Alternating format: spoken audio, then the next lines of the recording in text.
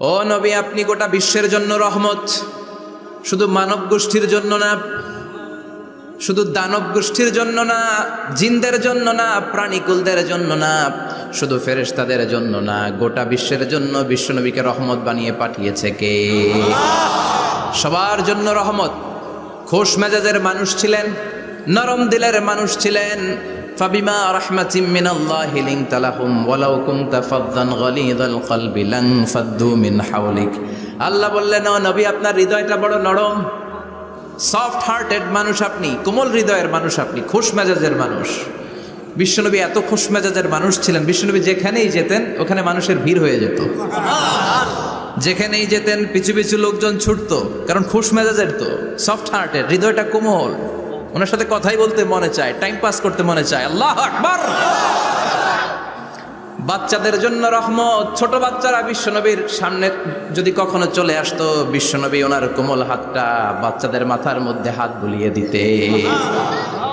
এমন কোনো বাচ্চা বিশ্বনবীর সামনে দিয়ে ক্রস করতে পারতো না যে বাচ্চার মাথায় বিশ্বনবী হাত বুলাতেন না। নাতিদেরকে অনেক আদর করতেন। হাসান আর হুসাইন রাইহানাতাইন, বিশ্বনবীর সুগন্ধি। হাসান বিশ্বনবীর কোলে উঠলে সাইয়েদনা হুসাইন কোলে ওঠার জন্য কান্না করতেন, আবার হুসাইন কোলে উঠলে হাসান কান্না করতেন। আবার সাইয়েদনা হাসান বিশ্বনবীকে ঘোড়া বানিয়ে বিশ্বনবীর পিঠের উপরে বসে বিশ্বনবীর চুল ধরে টেনে টেনে খেলা করতে। বিশ্বনবী ঘোড়া, আর ঘোড়ার বাদশা হচ্ছে হাসান। সুবহানাল্লাহ পড়বেন না? কি খুনসুটি, কি সম্পর্ক! স্ত্রীদের সাথে ভালো আচরণ, কম্প্যানিয়ন্স যারা আছে সাথীদের সাথে ভালো আচরণ, সবার সাথে ভালো আচরণ, সবার জন্য রহমত। এজন্য আল্লাহ বললেন, ওয়ামা আরসালনাকা ইল্লা রাহমাতাল লিল আলামিন। I have sent you as a mercy for the entire universe. ও নবী, আপনি সবার জন্য রহমত, আপনি সবার জন্য কল্যাণ। আপনার মধ্যে রহমতের বাড়িধারা এত বেশি, আপনি হ্যাঁ বললে শরীয়তের হুকুম হালাল হয়ে যায়, আপনি না বললে শরীয়তের হুকুম হারাম হয়ে যায়। আবার আপনি আঙ্গুল তুললে চাঁদ দুই ভাগ হয়ে যায়, জমিন থেকে পা তুললে আপনি আকাশে মেরাজে চলে যান। কি স্ট্যাটাস! কুড ইউ ইমাজিন কি স্ট্যাটাস আল্লাহ ওনাকে দিয়েছে! উনি হ্যাঁ বললে এটা হালাল, কারণ কোনটা হালাল কোনটা হারাম এটা ওনার কাছ থেকে জেনেছে। উনি যদি বলে ইয়েস, করতে পারবেন আপনারা, হালাল, কোটি কোটি মানুষের জন্য পারমিসিবল, লিগাল।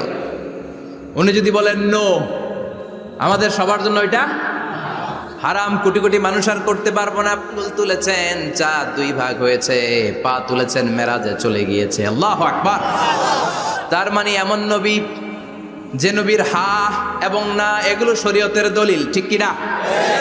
এ নবী এমন নবী, এ নবীরে বাদ দিলে কোরআন বোঝা যায় না, এ নবীরে বাদ দিলে হাদিস বোঝা যায় না, এ নবীরে বাদ দিলে নামাজ বোঝা যায় না, ঠিক কিনা? কারণ কেমন করে নামাজ পড়তে হবে এই নবী আমাদেরকে হাতে কলমে শিখিয়েছে। সল্লু কামা রাআইতুমুনি উসাল্লি, আমি যেমনি সালাত পড়ি তেমনি পড়ো। বিশ্বনবী যেমন শিখিয়েছেন তার বাইরে অন্য কোনো নিয়মে সালাত পড়লে হবে নাকি? কথা বলেন। ফজরের সালাত 2 রাকাত, আপনি যদি পড়েন 3 রাকাত, কবুল হবে নাকি? 4 রাকাত পড়লে, 6 রাকাত, 12 রাকাত এরকম পড়লে মায়ের আসনা নাই, কবুল হবে না। অনেক বেশি পড়েছেন, সময়ও দিয়েছেন বেশি, কবুল হবে না। কেননা বিশ্বনবী যেভাবে শিখিয়েছে ওইভাবে পড়েন নাই তো, ঠিক কিনা? আবার বিশ্বনবী যেমন রোজা রেখেছেন তেমন রাখতে হবে। কেমন করে রোজা রাখতে হয় বিশ্বনবী শেখালেন। ফজর থেকে শুরু করে সন্ধ্যা পর্যন্ত রোজা রাখবেন। আপনি সকাল থেকে শুরু করে আসর পর্যন্ত রেখে আসরের পর ইফতারি করলে হবে নাকি? কথা বলেন। কারণ বিশ্বনবীর পদ্ধতিতে হয় নাই। আবার এই নবীকে বাদ দিলে হজ বোঝা যায় না, কেননা এই নবী কেমন করে হজ করতে হয় আমাদেরকে শিখিয়েছেন। বিশ্বনবী ওনার পুরো জীবনে 4টা উমরা করেছেন, একটা মাত্র হজ করেছেন। আর বলেছেন, খুযু আন্নী মানাসিকাকুম, কেমন করে হজ করতে হয় আমার কাছ থেকে তোমরা শিখে নাও। হজের সিস্টেম কি আমার থেকে শিখে নাও। মাত্র একবার হজ করেছেন, তাতেই হজের সব আহকামগুলো আমাদের কাছে ক্রিস্টাল ক্লিয়ার, স্বচ্ছ কাচের মতো, স্ফটিক কাচের মতো, স্বচ্ছ পানির মতো, এত সুন্দর তিনি বর্ণনা দিয়েছেন। এই বর্ণনার উপর ভিত্তি করে লক্ষ লক্ষ মানুষ গোটা বিশ্ব থেকে কাবার প্রান্তরে জমা হয়, ঠিক কিনা? মাসাবাতান লিন্নাসি ওয়া আমনা, গোটা বিশ্বের মানুষের মিলন কেন্দ্র। আপনি যখন মসজিদুল হারামে যাবেন, মসজিদে নববীতে যাবেন, দেখবেন আজান হয়ে গেলে লক্ষ লক্ষ মানুষ কাবার দিকে ছুটে, ঠিক কি না? আজান হওয়ার সাথে সাথে সারে আল হিজরা দিয়ে, জারওয়াল দিয়ে, গাজ্জা দিয়ে, আজিয়াদ রোড দিয়ে পঙ্গপালের মতো মানুষগুলো কাবা কেন্দ্রিক হতে শুরু করে। কারণ কাবা হচ্ছে অ্যাসেম্বলি পয়েন্ট, গ্যাদারিং পয়েন্ট, এটা মিলন কেন্দ্র। এই কাবাকে কেন্দ্র করে প্রতিদিন লক্ষ লক্ষ মানুষের মিলন মেলা বসে। চিল্লায় বলেন ঠিক কিনা? কেমন করে হজ পালন করবেন বিশ্বনবী শেখালেন। কারণ বিশ্বনবীরে বাদ দিলে হজ বোঝা যায় না। তার মানে বুঝলাম উনি হ্যাঁ বললে হালাল, না বললে হারাম। উনারে বাদ তো কোরআন বাদ, উনি বাদ তো হাদিস বাদ। কথা বলেন? উনি বাদ তো নামাজ বাদ, উনি বাদ তো রোজা বাদ, উনি বাদ তো হজ বাদ। এজন্য উনারে বাদ দিলে কোরআন বোঝা যায় না, নামাজ বোঝা যায় না, উনারে বাদ দিলে হজ বোঝা যায় না। তাই উনার সাথে যারা বেয়াদবি করবে ওদেরকেও এমনি এমনি ছেড়ে দেয়া যায় না।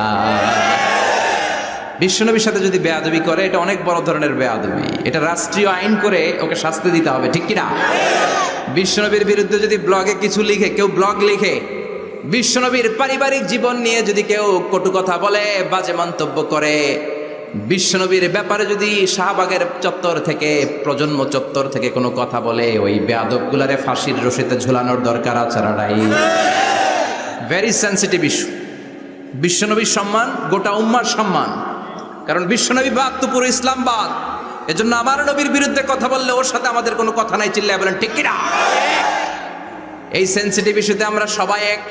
এখানে জামাত ইসলাম নাই, হেফাজতে ইসলাম নাই, তাবলীগ নাই, আলিয়া নাই, কওমি নাই। বিশ্বনবীর সাথে বেয়াদবি করলে ওগুলোকে রাষ্ট্রীয়ভাবে ফাঁসি দেওয়ার দরকার, শাস্তি দেওয়ার দরকার আছে না নাই? সবাই একমত? এই বেয়াদবগুলোর সাথে আমাদের কোনো সম্পর্ক নাই। চিল্লায় বলেন ঠিক কিনা?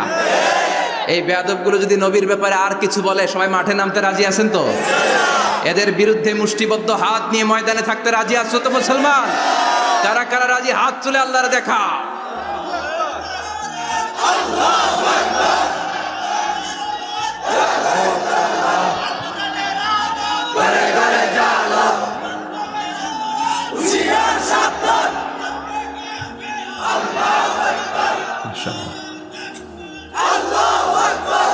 আল্লাহ তুমি কবুল করো। বিশ্বনবীর ভালোবাসা যেন আমরা অন্তরে রাখতে পারি, তুমি তৌফিক দাও। বিশ্বনবীর অনুসরণ এবং ভালোবাসা ছাড়া আল্লাহকে পাওয়া যাবে? আল্লাহকে যে পাইতে চায় হাজরাতের অনুসরণে, আরশ কুরসি লৌহ কালাম না চাইতে পেয়েছে সে। হাজরাতের অনুসরণে আরশ কুরসি লৌহ কালাম না চাইতে পেয়েছে সে। সুবহানাল্লাহ পড়েন। এজন্য আল্লাহ বললেন, নবী আপনাকে আমি গোটা বিশ্বের মানুষের জন্য রহমত করে পাঠালাম।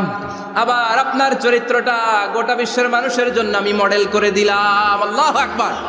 ওয়া ইন্নাকা লাআলা খুলুকিন আযীম। ও নবী, চমৎকার একটা চরিত্রের উপরে আমি আপনাকে প্রতিষ্ঠিত রেখেছি। And verily you are on a very good standard of character. ও নবী, আপনার চরিত্রটা বড় সুন্দর। আপনার চরিত্রের মতো গোটা বিশ্বের কারো চরিত্র হতে পারে? পা থেকে মাথা পর্যন্ত বিশ্বনবীর চরিত্রে একটা কালো দাগ বসানোর মতো ক্ষমতা কারো আছে নাকি? কারণ বিশ্বনবীর চরিত্র হলো কোরআনের চরিত্র। মা আয়েশাকে বলা হলো, মা আমাদের পেয়ারা নবীর চরিত্র কেমন ছিল আমাদেরকে বলে শোনান। মা আয়েশা বললেন, ও সাহাবীরা, বিশ্বনবীর চরিত্র ছিল কোরআনের চরিত্র। কানা খুলুকুহু আল কোরআন। বিশ্বনবীর চরিত্র ছিল কোরআনের চরিত্র। পুরো কোরআনে 30 পারাতে থিওরিটিক্যালি যা বলে শোনানো হয়েছে, বিশ্বনবীর জীবনীতে চরিত্রে প্র্যাকটিক্যালি ওই সব কিছু করে দেখানো হয়েছে। পুরো কোরআনে 30 পারাতে থিওরিটিক্যালি যা বলা, বিশ্বনবীর চরিত্রে প্র্যাকটিক্যালি সেটা করে দেখানো। সুবহানাল্লাহ বাড়িতে যে বলেন। আবার বিশ্বনবীর আরেক স্ত্রী উম্মে সালামা বলতেন, ইনদামা ইয়ামশি রাসূলুল্লাহ আলাল আরদি কাআন্নাল কুরআনা ইয়ামশি আলাইহি। যখন বিশ্বনবী রাস্তার উপর দিয়ে হেঁটে যেত, মনে হয় কোরআন শরীফটা রাস্তার উপর দিয়ে হেঁটে হেঁটে যায়। কোরআনুল কারীম রাস্তা দিয়ে হেঁটে হেঁটে যাচ্ছে, মনে হচ্ছে যে এটা বিশ্বনবী নয়, এটা জীবন্ত কোরআন। পড়েন আল্লাহু আকবার। এজন্য এই নবীকে আল্লাহ এমন স্ট্যাটাস দিয়েছেন, পৃথিবীর কোন নবীকে তেমন স্ট্যাটাস দিয়েছে নাকি? এই নবীকে আল্লাহ এমন মর্যাদা দিয়েছে, গোটা বিশ্বের কাউকে এমন মর্যাদা দিয়েছে নাকি? এমন কিছু গুণাবলী, ক্যারেক্টারিস্টিক্স আল্লাহ বিশ্ব নবীকে দিয়েছে, পৃথিবীর কোন নবীকে সেগুলো দেয় নাই। সুবহানাল্লাহ। খুশি না বেজার? খুশি তো সবাই। কি দিয়েছেন, কি স্পেশাল এক্সট্রা স্ট্যাটাস আল্লাহ তাআলা বিশ্ব নবীকে দিয়েছেন আমরা শুনি। এক নাম্বার স্ট্যাটাস হলো সাহিবুব শাক্কিস সাদর। বিশ্ব নবীর সিনা চাক হয়েছে, পৃথিবীর কোন নবীর সেটা হয় নাই। সুবহানাল্লাহ। দুইবার হয়েছে এটা বিশ্ব নবীর জীবনে। হালিমাতুস সাদিয়ার বাড়িতে যখন দুধ পান করতে গিয়েছিল তখন হয়েছিল, আবার মেরাজের রাতে হয়েছিল। উম্মে হানির ঘর থেকে চলে সাইয়েদনা জিবরাইল বিশ্বনবীকে হাতিমে কাবায় শুইয়ে দিলেন, এরপর গলার নিচ থেকে শুরু করে নাভি পর্যন্ত বুকটা কেটে ফেললেন, বিশ্বনবীর হৃদয়টাকে বের করলেন, জামজামের পানি দিয়ে ধৌত করলেন, আবার পেটের ভেতরে হৃদয়টাকে ঢুকিয়ে দিলেন। দিস ইজ কল্ড শাক্কে সাদার। উর্দু ফার্সিতে বলে সিনা চাক, ইংরেজিতে বলে ওপেন হার্ট সার্জারি। সুবহানাল্লাহ পড়বেন না? আমাদের অনেকের ওপেন হার্ট সার্জারি হয় না, গলা থেকে নাভি পর্যন্ত কাটা, সেলাই করে দিলে আবার বাঁচে। এটা বিশ্বনবীর সিনা চাক থেকে আবিষ্কার হয়েছে। পড়েন আল্লাহু আকবার। যে সমস্ত সাহাবারা বিশ্বনবীকে খালি গায়ে দেখেছে, উদম গায়ে দেখেছে, তারা বর্ণনা করেছে দুইটা কাপড় মাঝখান দিয়ে সেলাই করলে যেমনি দাগ দেখা যায়, আমরা বিশ্বনবীর গলা থেকে নাভি পর্যন্ত এরকম সেলাইয়ের দাগ দেখতে পেয়েছি। শাক্কুস সাদর, special status of the last Messenger Muhammad সাল্লাল্লাহু। আর কোন নবীকে আল্লাহ এটা দেয় নাই। খুশি না বেজার? আবার উনি হলেন সাহিবুল মেরাজ। ওনার মেরাজ হয়েছে, আর কোন নবীর হয়েছে নাকি? কথা বলেন। বিশ্বনবীর হৃদয়টা বড় ভাঙা, কলিজার টুকরা স্ত্রী খাদিজা নাই, যাকে সবচেয়ে ভালোবাসতেন, সবচেয়ে প্যার করতেন, যাকে মাহাব্বাত করতেন। এবং সাইয়েদাতুনা খাদিজার জন্য বিশ্বনবী মা আয়েশাকে ধমকও দিয়েছেন। সাইয়েদাতুনা খাদিজার কথা যখন বিশ্বনবী বলে বেড়ায় মা আয়েশার কাছে, খাদিজার কথা বললে মা আয়েশা বলতেন, ও নবী, কোন জাহিলি যুগে এক বুড়ি মহিলার সাথে আপনার বিয়ে হয়েছিল, মরে গিয়েছে, কবরে শুয়ে আছে। ওই মহিলার পরে কত সুন্দরী সুন্দরী নারীরা আমরা আপনার ঘরে আসলাম, তারপরে ওই বুড়ির কথা আমাদেরকে বলেন কেন? ওই বুড়ির কথা শোনান কেন? বিশ্বনবী রেগে গেলেন। সাইয়েদাতুনা খাদিজাকে বুড়ি বলার কারণে বিশ্বনবী মা আয়েশার চোয়ালটা এইভাবে চেপে ধরেছে। কোনোদিন স্ত্রীর গায়ে হাত তোলেননি, শুধু এই একবার খাদিজাকে বুড়ি বলার কারণে মা আয়েশার থুতনি চেপে ধরেছিলেন। আল্লাহু আকবার। আবার বিশ্বনবী বলতেন, রুজিকতু হুব্বাহা, খাদিজার ভালোবাসা আল্লাহ আমার হৃদয়ে ঢুকিয়ে দিয়েছে।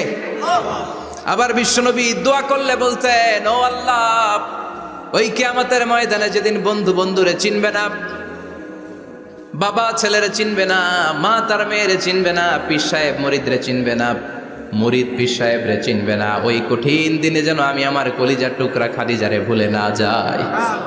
ওই কঠিন দিনে আমি যেন আমার খাদিজারে চিনতে পারি। সুবহানাল্লাহ। তার মানে ভালোবাসা বেশি না কম? সাইয়েদাতুনা খাদিজা ইন্তেকাল করলেন, জাবালে হাজুনের পাশে ওনার কবর। যারা হজ উমরা করতে গিয়েছেন দেখেছেন না, মক্কা একটা কবর আছে, এটা মাকবারাতুল মাআলা। মাআলা, কিন্তু এটারে বাংলাদেশিরা বলে জান্নাতুল মুআল্লা। কি বলে? এটারে জান্নাতুল মুআল্লা বলবেন না, কারণ এই কবরস্থানে অনেক কাফির মুশরিকেরও কবর আছে, তো ওদের কবরস্থান কি জান্নাত হইতে পারে? এটাকে মাকবারা বলবেন। মাকবারা মাআলা বা মুআল্লা, আর মদিনায় হচ্ছে মাকবারাতুল বাকিয়া। মুআল্লা কবরস্থান মক্কায়, আর বাকি কবরস্থান মদিনায়। এর পাশে বিশাল এক পাহাড়, হেরেম শরীফ থেকে দেখা যায় জাবালে হাজুন, এর পাদদেশে বিশ্বনবী নিজ হাতে সাইয়েদাতুনা খাদিজাকে কবর দিয়েছেন। কবর দিয়ে সবাই চলে যায়, বিশ্বনবী যায় না। দাঁড়িয়ে দাঁড়িয়ে কাঁদতে লাগলেন। সাইয়েদনা আবু বকর বলে, নবী চলেন ঘরে ফিরে যাই। বিশ্বনবী বললেন, তুমি যাও, আমি যাব না। যেই মহিলাটাকে এইমাত্র কবর দিলাম সাধারণ মহিলা না, আমার বিপদের দিনের সঙ্গিনী খাদিজা। আজীবন আমাকে ছাতার মতো শেল্টার দিয়েছে, সমস্ত সম্পদ আমার পায়ের সামনে বিছিয়ে দিয়েছে রে আবু বকর। কি প্যার করতেন বিশ্বনবীকে।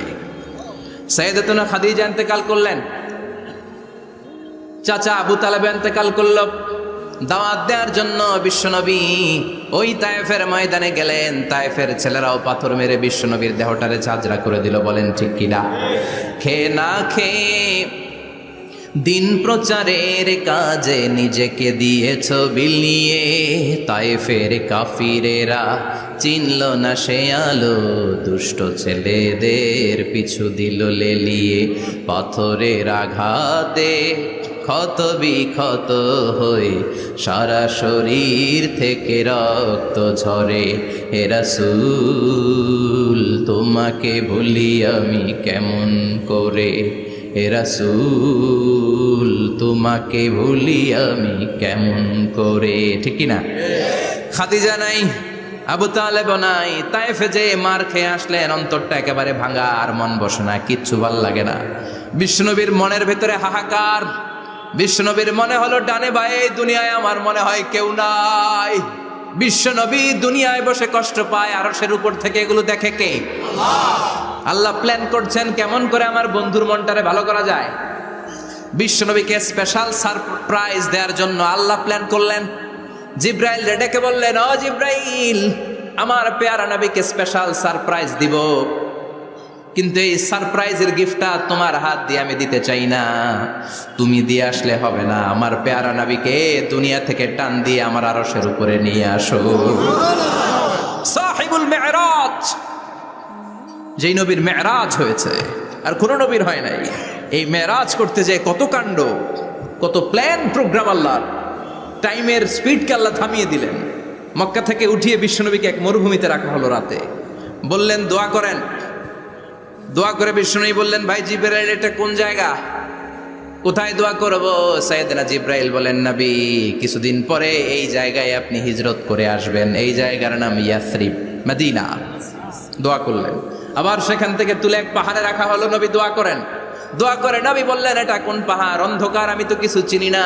সাইয়েদনা জিবরাইল বললেন, নবী এটা সাধারণ পাহাড় নয়, এই পাহাড়ের কথা আল্লাহ কোরআনে বলেছেন, এই পাহাড়ের কসম আল্লাহ কোরআনে খেয়েছেন। এই পাহাড়টা হলো আপনার ভাই মুসার পাহাড়, তুর পাহাড়। তুর পাহাড়ে তিনি দোয়া করলেন। কত কিছু করে বিশ্বনবীকে আল্লাহর আরশে নিয়ে যাওয়া হলো। সাহিবুল মেরাজ। বিশ্বনবী ছাড়া আর কোন নবীর কি এরকম মেরাজ হয়েছে? সবাই বলেন হয়েছে। এরপর উনি হলেন সাহিবুস শাফা, শাফাতের মালিক। বিশ্বনবী ছাড়া কিয়ামতের ময়দানে কেউ আমাদের জন্য সুপারিশ করতে পারবে? পাগল হয়ে যাব আমরা। সূর্যটা মাথার কাছে, ক্ষুধায় তৃষ্ণায় জিহ্বাটা কুকুরের মতো বের হয়ে ঝুলতে থাকবে। মাথার মগজগুলো গলে গলে নাকের ছিদ্র দিয়ে, কানের ছিদ্র দিয়ে বেয়ে বেয়ে পড়তে থাকবে। বাবা ছেলের দেখলে দিবে দৌড়, বলবে চিনি না, ইয়া নাফসি, আল্লাহ আমারে বাঁচাও। ঠিক কিনা? পীর সাহেব মুরিদ রে বলবে চিনি না, মুরিদ পীর সাহেব রে বলবে চিনি না, ভাই ভাই রে চিনবে না। সব নবী আর সব উম্মতের একটাই জিকির, ইয়া নাফসি, ইয়া নাফসি। নবীও জিকির করে ইয়া নাফসি, উম্মতও জিকির করে। সবাই সাইয়েদনা আদম রে ধরবে, সাইয়েদনা আদম বলবে আমি পারবো না। নূহের কাছে যাও, সাইয়েদনা নূহ বলবে পারবো না। ইব্রাহিমের কাছে যাও, সাইয়েদনা ইব্রাহিম বলবে পারবো না। মুসা আলাইহিস সালামের কাছে যাও, মুসা আলাইহিস সালাম বলবেন পারবো না। ঈসা আলাইহিস সালামের কাছে যাও, সাইয়েদনা ঈসা আলাইহিস সালাম বলে এত জায়গায় ঘুরে লাভ নাই, জায়গা মতো যাও মিয়া, জায়গা মতো যাও। মাকামে মাহমুদে বিশ্বনবীকে সেজদায় পড়ে থাকতে দেখবা। ওই নবী ছাড়া আজকের এই ভয়ঙ্কর আমাদের সবার বিপদের দিন। এই বিপদের দিনে আল্লাহর সামনে দাঁড়িয়ে কথা বলার মতো সাহস আজকে কারো নাই। বিশ্বনবী কাঁদতে থাকবেন, সেজদায় পড়ে কাঁদবেন। সবার জিকির ইয়া নাফসি, ইয়া নাফসি। বিশ্বনবীর জিকির ইয়া উম্মতি। কাঁদতে কাঁদতে নবী আমার বেহুশ। সবাই বিশ্বনবীর চারদিকে দাঁড়িয়ে থাকবে গোল হয়ে। আমার নবী মাকামে মাহমুদে সেজদায় পড়ে থাকবে। বিশ্বনবীর কান্না দেখে আল্লাহর সহ্য হবে না। আল্লাহ বলবে না নবী ইরফা রাসাক, মাথা উঠান, আর সইতে পারি না। সাল তুতা, এবার চান, কি লাগবে আপনার সব দেব। ওয়াশফা তুশাফা, যার জন্য সুপারিশ করবেন তাকেই জান্নাত দিয়ে দেব। বিশ্বনবী বলেন লিকুল্লি নবীন দাওয়া মুস্তাজাবা। সব নবীর দুনিয়াতে একটা স্পেশাল দোয়া ছিল, এটাকে বলে দাওয়া মুস্তাজাবা। এই দোয়াটা করলেই কবুল করে নিয়েছে কে? সব নবীর ওই দোয়াটা দুনিয়াতেই করেছেন। শুধুমাত্র কেবলমাত্র বিশ্বনবী তার স্পেশাল দোয়াটা আজ পর্যন্ত, এখন পর্যন্ত করে নাই। বিশ্বনবী বলেন ওয়া ইন্নী আখতাবিউ দাওয়াতি শাফাআতান লি উম্মতি ইয়াউমাল কিয়ামাহ। আমি আমার দোয়াটা, আমি আমার স্পেশাল সাপ্লিকেশনটা কিয়ামতের দিন কঠিন মুসিবতের কালে তোমরা যখন বিপদে পড়ে যাবা, আমার স্পেশাল দোয়াটা ওই দিন করে আমি তোমাদের সুপারিশ করে জান্নাতে পাঠায়া দেব। সাহিবুশ শাফা, বিশ্বনবী ছাড়া কথা বলার মতো ক্ষমতা, স্পর্ধা, সাহস সেদিন কারো থাকবে না। চিৎকার করে বলেন ঠিক কিনা? আবার উনি সাহিবুল কাউসার, উনি কাউসারের মালিক। আল্লাহ ওনাকে কাউসার দিবেন। অন্য নবীদেরও দিছে না? কথা বলেন। কাউসার দিয়েছে। কি মজার পানি, আহলা মিনাল আসাল, মধুর চাইতেও মিষ্টি, সুইটার দেন হানি, মধুর চাইতেও মিষ্টি, আব্রাদু মিনাস সালজ, বরফের চাইতেও ঠান্ডা, আবিয়াদু মিনাল লাবান, দুধের চাইতেও সাদা। এক ঢোক যে পান করবে আজীবনের জন্য তৃষ্ণা চলে যাবে। সাহিবুল কাউসার। তৃষ্ণার চোটে আমরা পাগল পারা হয়ে বিশ্বনবীর কাউসারের দরবারে যাব। বিশ্বনবী পেয়ালার মধ্যে করে করে আমাদেরকে কাউসার পিলাবেন। এই কাউসারের ক্ষমতাও রব্বুল আলামিন পৃথিবীর কোন নবীকে দেন নাই। সব নবীরাও বিশ্বনবীর কাছে চেয়ে চেয়ে কাউসার সেদিন খাবে। সুবহানাল্লাহ পড়বেন না? সাহিবুল কাউসার, সাহিবুল মেরাজ, সাহিবুল শাফাআহ, সাহিবুল মাকাম আল মাহমুদ। আজানের পরে দোয়াতে বলি না, আতি মুহাম্মাদিনিল ওয়াসিলাতা ওয়াল ফাদিলা ওয়া বা'আসু মাকামান মাহমুদা। ও আল্লাহ, আমার নবীর আপনি মাকামে মাহমুদ দেন। মুফাসসিরিন ইকরাম, মুহাদ্দিসিন ইকরাম এই মাকামে মাহমুদ কি এটার ব্যাখ্যা করতে যেয়ে হয়রান হয়েছেন। কেউ বলেছেন কিয়ামতের ময়দানে বিশাল একটা সিংহাসন, কেউ বলেছে জান্নাতের মধ্যে একটা সিংহাসন, কেউ বলেছে না না, আমার আল্লাহর আরশের পাশে স্পেশাল একটা জায়গা আছে, ওই জায়গাটার নাম হলো মাকামে মাহমুদ। ওখানে বিশ্বনবী বসবেন। এই নবীর সাথে কারো স্ট্যাটাসের কোনো তুলনা চলে? কথা বলতে হবে। এই নবীরে গালি দিলে কলিজায় আগুন লাগে না? এই নবীর বিরুদ্ধে কথা বললে মুসলমান সইতে পারে? এমন স্ট্যাটাস আল্লাহ বানালেন, এত মর্যাদা আল্লাহ দিলেন, এত সম্মান দিলেন, গোটা বিশ্বের কোনো নবীরে দেয় নাই। আবার বিশ্বনবী বলতেন, নুসিরতু বির-রু'বি মাসিরাতা শাহর, আমাকে আল্লাহ ভয় দিয়ে সাহায্য করেছেন। আমি যেই জায়গায় দাঁড়িয়ে থাকি, আমার ডানে বায়ে সামনে পেছনে 1 মাসের জায়গা পর্যন্ত কোনো কাফির আমার সামনে আসতে পারে না ভয়ে। 1 মাসের জায়গা পর্যন্ত কোনো কাফির যদি দাঁড়ায় থাকে, বিশ্বনবীর জন্য ভয়ে তার কলিজায় ধুকধুকানি শুরু হয়ে যায়। ধরেন আমি ওনারে ভয় পাই, কাছে আসলেই না ভয়, দূরে গেলে তো আমি পালোয়ান, ঠিক কিনা?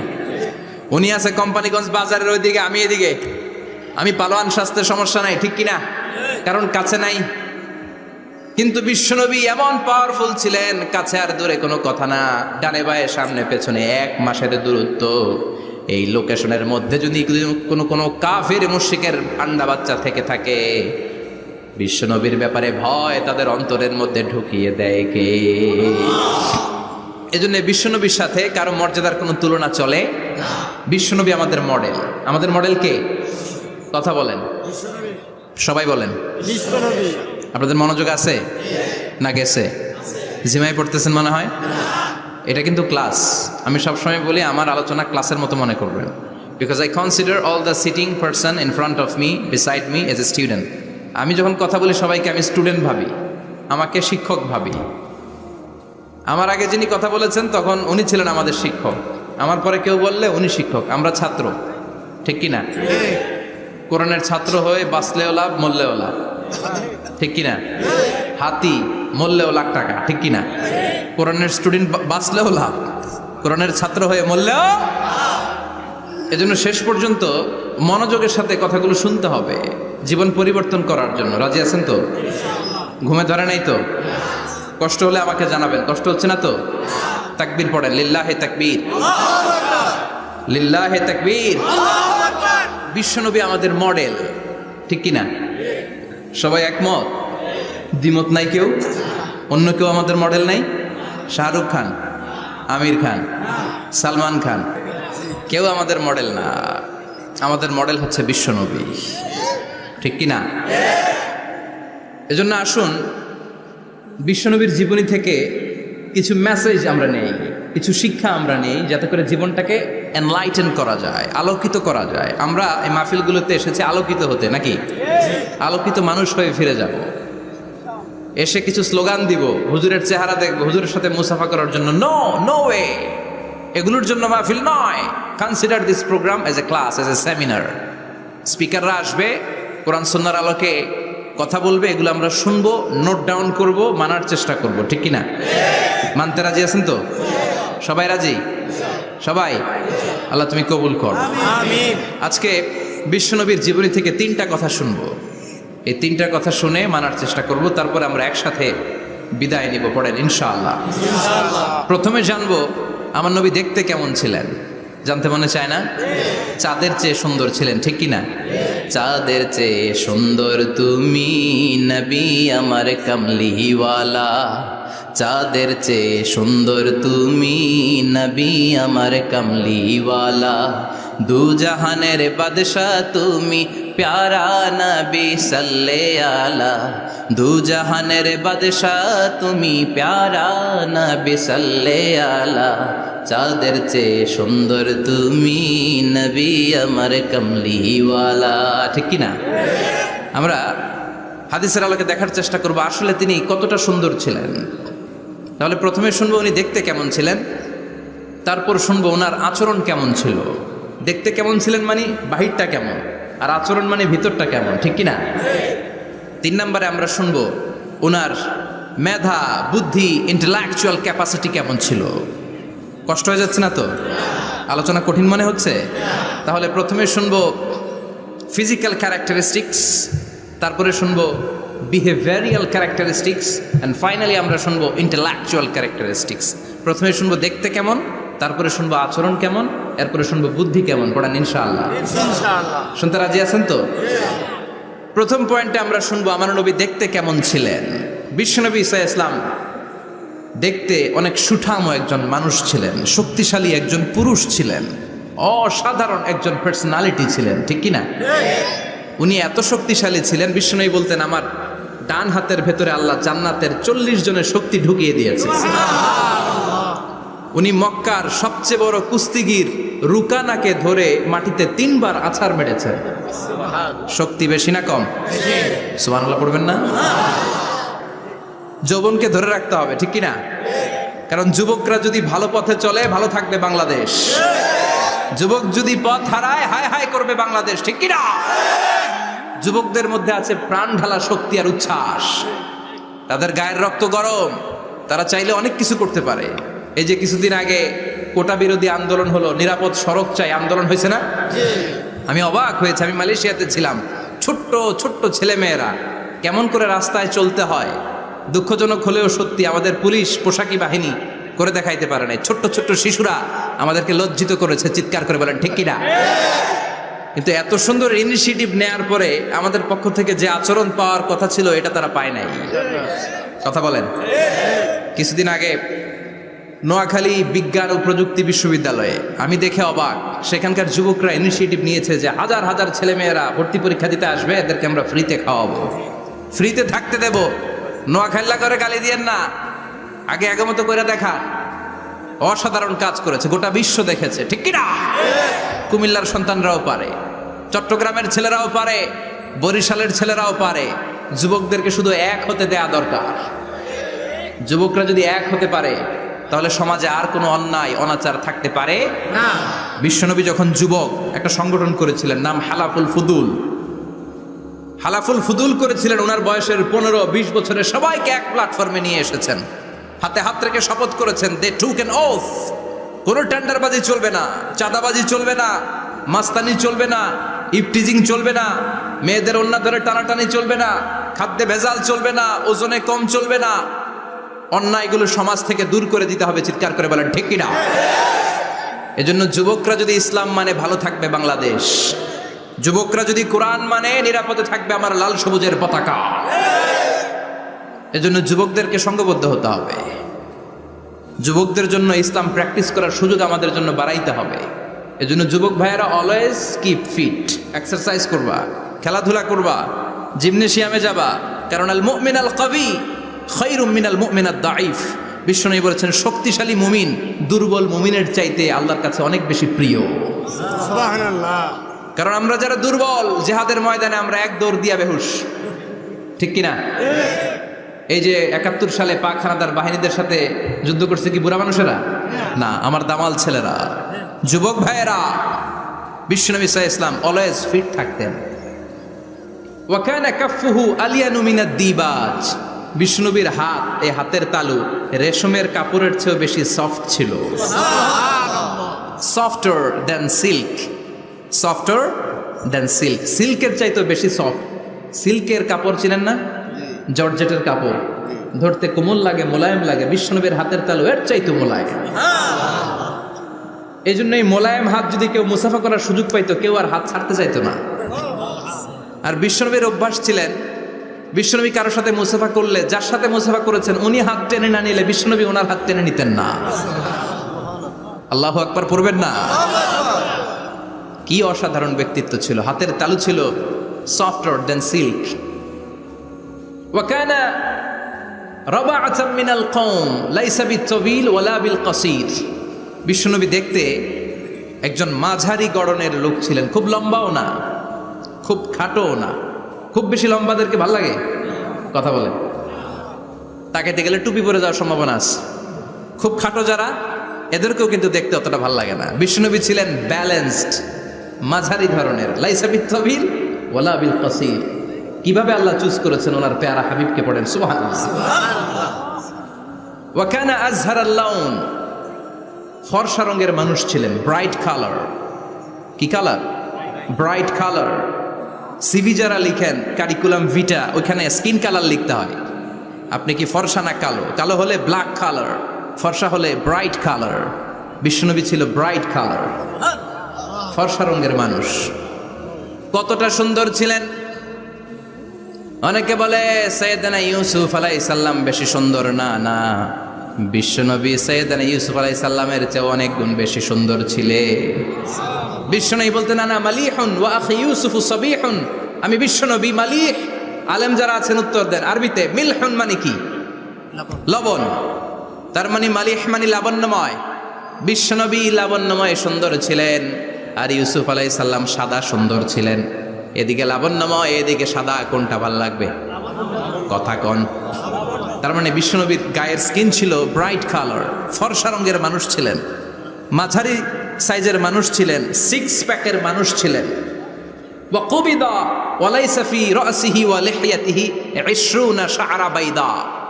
ইন্তেকালের আগে দাড়ি আর চুল মিলে 20টা দাড়ি চুলের বেশি পাকে নাই। সুবহানাল্লাহ পড়বেন না? দাড়ি আর চুল মিলে মোট পাকছিল কয়টা? অনেকে বলে হুজুর স্বপ্নের ব্যাখ্যা দেন। কি স্বপ্ন দেখেছেন?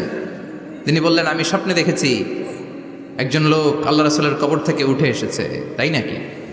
উনি জানতে চাচ্ছে যে এটা আল্লাহ রাসূল কিনা। আমি বললাম চেহারা কেমন দেখেছেন? বলে হুজুর আমি দেখলাম ধবধবে সাদা দাড়ি, ধবধবে সাদা চুল। তার মানে উনি কি আল্লাহ রাসূলকে দেখেছে? না, আল্লাহ রাসূলের ধবধবে সাদা চুল ছিল না, ধবধবে সাদা দাড়ি ছিল না। ইন্তেকালের আগে দাড়ি আর চুল মিলে পাকছিল কয়টা? কোম্পানিগঞ্জের ভাইয়েরা মনে থাকবে? দাড়ি আর চুল মিলে পেকেছিল কয়টা? কেমন করে পাকবে? উনি তো জাইতুনের তেল মালিশ করতেন। সুবহানাল্লাহ। এজন্য আল্লাহ কসম করে বললেন ওয়াত-তিনি ওয়াজ-জাইতুনি ওয়া তুরি সিনিন ওয়া হাযাল বালাদিল আমিন। তিন ফলের কসম, জাইতুনের কসম। এই তিন জাইতুন যারা খাবে তাদের দাড়ি চুল সহজে পাকবে না। জাইতুন চিনেন? Olive oil. জলপাই আছে না? আরব দেশের জলপাইকে বলে জাইতুন। তাম্বুতু বিদ্দিহিনি ওয়া সিবগিল লিল আকিলিন। এটার অনেক কাজ। এটা খাওয়া যায়, মালিশ করা যায়, আবার এই জাইতুনের ডাল ভেঙে মেসওয়াকও করা যায়। বলেন ঠিক কিনা? বিশ্বনবী বলতেন নি'মা সিওয়াকিয়া জাইতুন। জাইতুনের ডালের মেসওয়াক কতই না চমৎকার মেসওয়াক। ফাইন্নাহা সিওয়াকি ওয়া সিওয়াকুল আম্বিয়া মিন ক্বাবলি। কেননা জাইতুনের ডাল আমার মেসওয়াক, আর আমার আগে যত নবী দুনিয়া এসেছে সব নবীরা জাইতুনের ডাল দিয়ে মেসওয়াক করেছে। এই জাইতুনের তেল আপনার বাজারে পাবেন। অলিভ অয়েল বলে জিজ্ঞেস করলে দিয়ে দিবে। কি অয়েল? এটা দাড়িতে মাখলে দাড়ি পাকে না, দেরিতে পাকে। চামড়ায় লাগালে ম্যাসেজ করলে চামড়ার ভাঁজগুলো পড়বে না, আপনার স্কিন সুন্দর থাকবে। বিশ্বনবী এটা মাখতেন, এজন্য দাড়ি আর চুল তেমন একটা পাকে নাই। আওয়াজ করে পড়তে হবে আল্লাহু আকবার। তুলুশ শা'r ইলা শাহমাতাইল উযুন।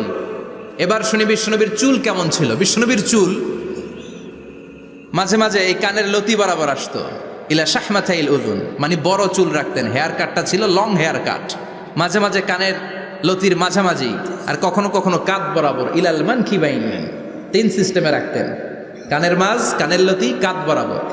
ইয়াংরা মহা খুশি যে বড় চুল রাখার দলিল পাইছি। সুন্নতের নিয়তে রাখতে হবে, একটা ভদ্র কাটিং হইতে হবে। আর ইউনিভার্সিটি আর স্কুলের স্টুডেন্ট হলে ইউনিভার্সিটির ড্রেস কোড, হেয়ার কাট মেনে চলতে হবে, ঠিক কিনা? আর সুন্নাতের নিয়তে যদি রাখতে চাও, একটা ভদ্রতা থাকতে হবে, একটা সৌন্দর্য থাকতে হবে। ইদানিং অনেক ছেলেরা খুব অদ্ভুত কাটিং দেয়, এই হেয়ার কাটগুলো নিষিদ্ধ। একটা হেয়ার কাট আছে কাজাহ, নাহা রাসূলুল্লাহি আনিল কাজাহ, বিশ্বনবী কাজাহ কাটিং দিতে নিষেধ করেছেন। কাজাহ মানে চুলের কিছু অংশ ট্রিম করে চামড়ার সাথে লাগানো, কিছু অংশ বড় বড়, এরকম আছে না নাই? এটারে আমি বলি ঘোড়া কাটিং। কি কাটিং? ঘোড়া কাটিং। ঘোড়ার মাথায় এরকম লম্বা চুল আছে না নাই? কেউ যদি এখানে থেকে থাকো, মাইন্ড করো না, নেক্সটে আর এই হেয়ার কাট নিবা না, ঠিক কিনা? কাজে আছি তো। আমার যুবকরা পছন্দ করে বেশি, আমিও পছন্দ করি ওদেরকে খুব বেশি। ওরা আমার কথা বুঝে বেশি, আমিও ওদের হৃদয়ের কথা বুঝি বেশি, এজন্য এগুলো ভালোবেসে বলি। যদি কেউ নিয়ে থাকো এই নিষিদ্ধ হেয়ার কাট, সামনে আর নিবা না, ইনশাআল্লাহ পড়ো, আর জোরে ইনশাআল্লাহ। ওয়া কানা ইউফাররিকু বাইনা শা'রি, চুলের মাঝখানে বিষ্ণুনবী সিঁথি করতেন। আপনারা কাজী নজরুল ইসলামের ছবি দেখেছেন? দেখবেন যে উনি মাঝখানে সিঁথি করতেন। বিষ্ণুনবী এভাবে মাঝখানে সিঁথি করে সিঁথির মাঝখানে আতর ঢেলে দিতেন। কেন ঢেলে দিতেন? যেখানেই সেজদা দিতেন ওই জায়গায় আতরের ঘ্রাণে আমোদ হয়ে যেত। আরিদুস সদর, বুকটা ছিল প্রশস্ত। ওয়া কানা বাইনা কাতিফাইহি খাতামুন নবুওয়া, আর পিঠের মধ্যে কাজিররিল হাজালা, কবুতরের ডিমের মতো একটা মাহরুন নবুওয়া ছিল। উনি যে শেষ নবী, উনি যে প্রফেট, দ্য লাস্ট মেসেঞ্জার, এটা প্রমাণ আল্লাহ সিল মেরা দিছে। বাম দিকের কাঁধে, ডান দিকে না, কোন দিকে? সাহাবারা যারা এটা দেখেছেন তারা বলেছেন যে আমরা দেখেছি এর মধ্যে কিছু চুলও ছিল, একটু লালচে ছিল, একটু উঁচু ছিল। একদিন বিশ্বনবী বললেন, বান্দার কোনো হক আল্লাহ কোনোদিন ছেড়ে দেয় না। আল্লাহর হক আল্লাহ মাফ করে, বান্দার হকের মাফ নাই। যদিও আমি নবী, আমার উপর যদি কোনো হক থাকে বলো, আমি দিয়ে দেব। কোনো সাহাবী দাঁড়ায় না। এক সাহাবী দাঁড়িয়ে বললেন, নবী, যুদ্ধের ময়দানে চাবুক চালানোর সময়, লাঠি চালানোর সময় এক কাফেরকে মারতে যেয়ে আপনার লাঠির বাড়ি আমার পিঠের মধ্যে পড়েছে। আপনি যেহেতু এই কেসাসটা আদায় করতে চান, আপনার পিঠে আমি লাঠির বাড়ি মেরে এটারে শোধবোধ করে দিতে চাই। সাইয়েদনা ওমরে ফারুক হাতের জামা এরকম পড়তে শুরু করছে, আয় এদিকে আয়, তোরে শোধবোধ করাই। বিশ্বনবী বললেন, ওমর রাখো, এটা বান্দার হক, মিটাতে দাও। বিশ্বনবী বললেন, আসো তুমি এসে আমার পিঠে লাঠি দিয়ে চাবুক দিয়ে বাড়ি মারো। সাহাবী বলে, ও নবী, তখন দুর্ভিক্ষের সময়ের যুদ্ধ ছিল, আমাদের গায়ে জামা ছিল না। যখন আপনি আমার চাবুকটা পিঠের মধ্যে মেরেছেন, আমার পিঠে তখন জামা ছিল না।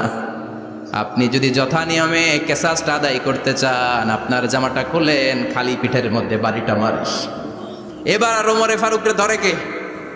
এদিকে আয়, তোরে দেখাইতেছি। বিশ্বনবী বললেন, ওমর থামো, মারতে দাও। বিশ্বনবী উনার জুব্বাটা উপরের দিকে উঠালেন, পিঠের মধ্যে বাড়ি দেওয়ার জন্য ওই সাহাবীকে ডাকলেন। ওই সাহাবী বিশ্বনবীকে পিছন দিক থেকে জড়িয়ে ধরে ওই মোহরে নবুয়তের মধ্যে চুমু দিয়ে ফেলেছে। সাহাবী বললেন, নবী গো, এই নাটক করার জন্য আপনি আমারে মাফ করে দিয়েন। আপনি বিশ্বনবী, উদম গায়ে আপনারে দেখা যায় না, খালি গায়ে আপনারে দেখা যায় না। শুনেছি আপনার পিঠের মধ্যে মোহরে নবুয়ত আছে। অনেক দিনের সাধনা, জল্পনা কল্পনা, আপনার মোহরে নবুয়তে আমার ঠোঁটটা আমি লাগাবো। আপনার মোহরে নবুয়তের মধ্যে আমার ঠোঁটটা লাগে, আমার ঠোঁটটারে আমি জাহান্নাম থেকে পরিত্রাণ করাবো। এজন্য প্ল্যান প্রোগ্রাম করে এতক্ষণ আপনার জামাটা খুলতে বলেছি। আপনার উপরে আমার কোনো হক নাই। আমার আব্বা আম্মা, আমার সম্পদ, আমার জীবন আপনার জন্য কোরবান গো নবী। বিশ্বনবীর পিঠে বাম দিকে খাতামুন নবুওয়া ছিল, মাহরে নবুওয়া। কোনো বর্ণনা এসেছে উনি এই মাহরে নবুওয়া দিয়ে পিছন দিকে দেখতেন। বিশ্বনবী যখন নামাজ পড়তেন উনি বলতেন, ইস্তাকিমু ওয়া'তাদিলু ইয়ারহামুকুমুল্লাহ, কাতার সোজা করো, ফাঁকা জায়গা বন্ধ করে দাও, কারণ আমি সামনে যেমনি দেখি পেছনেও তেমনি দেখি। অনেকে বলেন বিশ্বনবী পেছনে দেখতেন এই মাহরে নবুয়তের জায়গাটা দিয়ে, এটা ছিল বিশ্বনবীর behind CC camera. Behind close circuit camera. আল্লাহু আকবার। বিশ্বনবী ছাড়া কোন নবীর পিঠে এরকম মাহারে নবুয়া ছিল নাকি? কথা বলেন। এজন্য ওই নবীরে গালি দিলে সহ্য হয়? কথা বলেন, সহ্য হয়? আবিয়াদুল ইবতাইন, বগল ছিল শুভ্র সাদা। আমাদের বগল কি সাদা? দুর্গন্ধ, কুৎসিত, কালো, তাই না? বিশ্বনবীরটা কালো? কথা কন।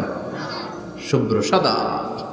আমরা দোয়া করি এভাবে। বিশ্বনবী মাঝে মাঝে দোয়া করতে করতে বৃষ্টির জন্য যখন দোয়া চাইতেন, আরাফার ময়দানে যখন দোয়া চাইতেন, দোয়া করতে করতে হাতটারে উপরের দিকে করতেন। সবাই এরকম হাত তোলেন, সবাই হাত তোলেন। বিশ্বনবী মাঝে মাঝে আবেগের চোটে এইখান থেকে হাতটা এই জায়গায় নিয়ে যেতেন। সুবহানাল্লাহ। বিশ্বনবী যখন হাত আবেগের চোটে উপরের দিকে উঠাতেন, বিশ্বনবীর বগল দেখা যেত। সাহাবারা বলতেন হাত্তা ইরা বায়াদু ইবতাইহি, এই সুযোগে আমরা দেখতাম ওনার বগলটা ধবধবে সাদা, কোনো দাগ ছিল না। মুস্তাওয়াল জাবিন, প্রশস্ত ললাট ছিল। আসাম্মুল আনফ, খাড়া নাক ছিল। বিশ্বনবীর নাক কিন্তু বোচা ছিল না। এরকম চারটা নাকরে আপনারা কোম্পানিগঞ্জে কি বলেন? চাকমা? কি নাক? হ্যাঁ, বুসা। নাক বুসা বা বোচা। বিশ্বনবীর নাক এই চাকমা স্টাইলে নাক ছিল না, খাড়া ছিল, খাড়া নাক ছিল। সুবহানাল্লাহ পড়ুন। মুফাল্লিজুল আসনান, দাঁতগুলো ছিল পরিপাটি।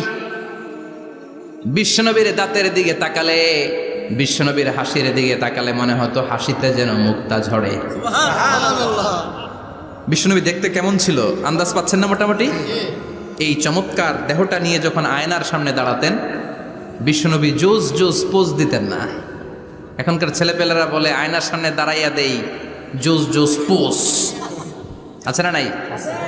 বিশ্বনবী জোস জোস পোজ দিতেন না।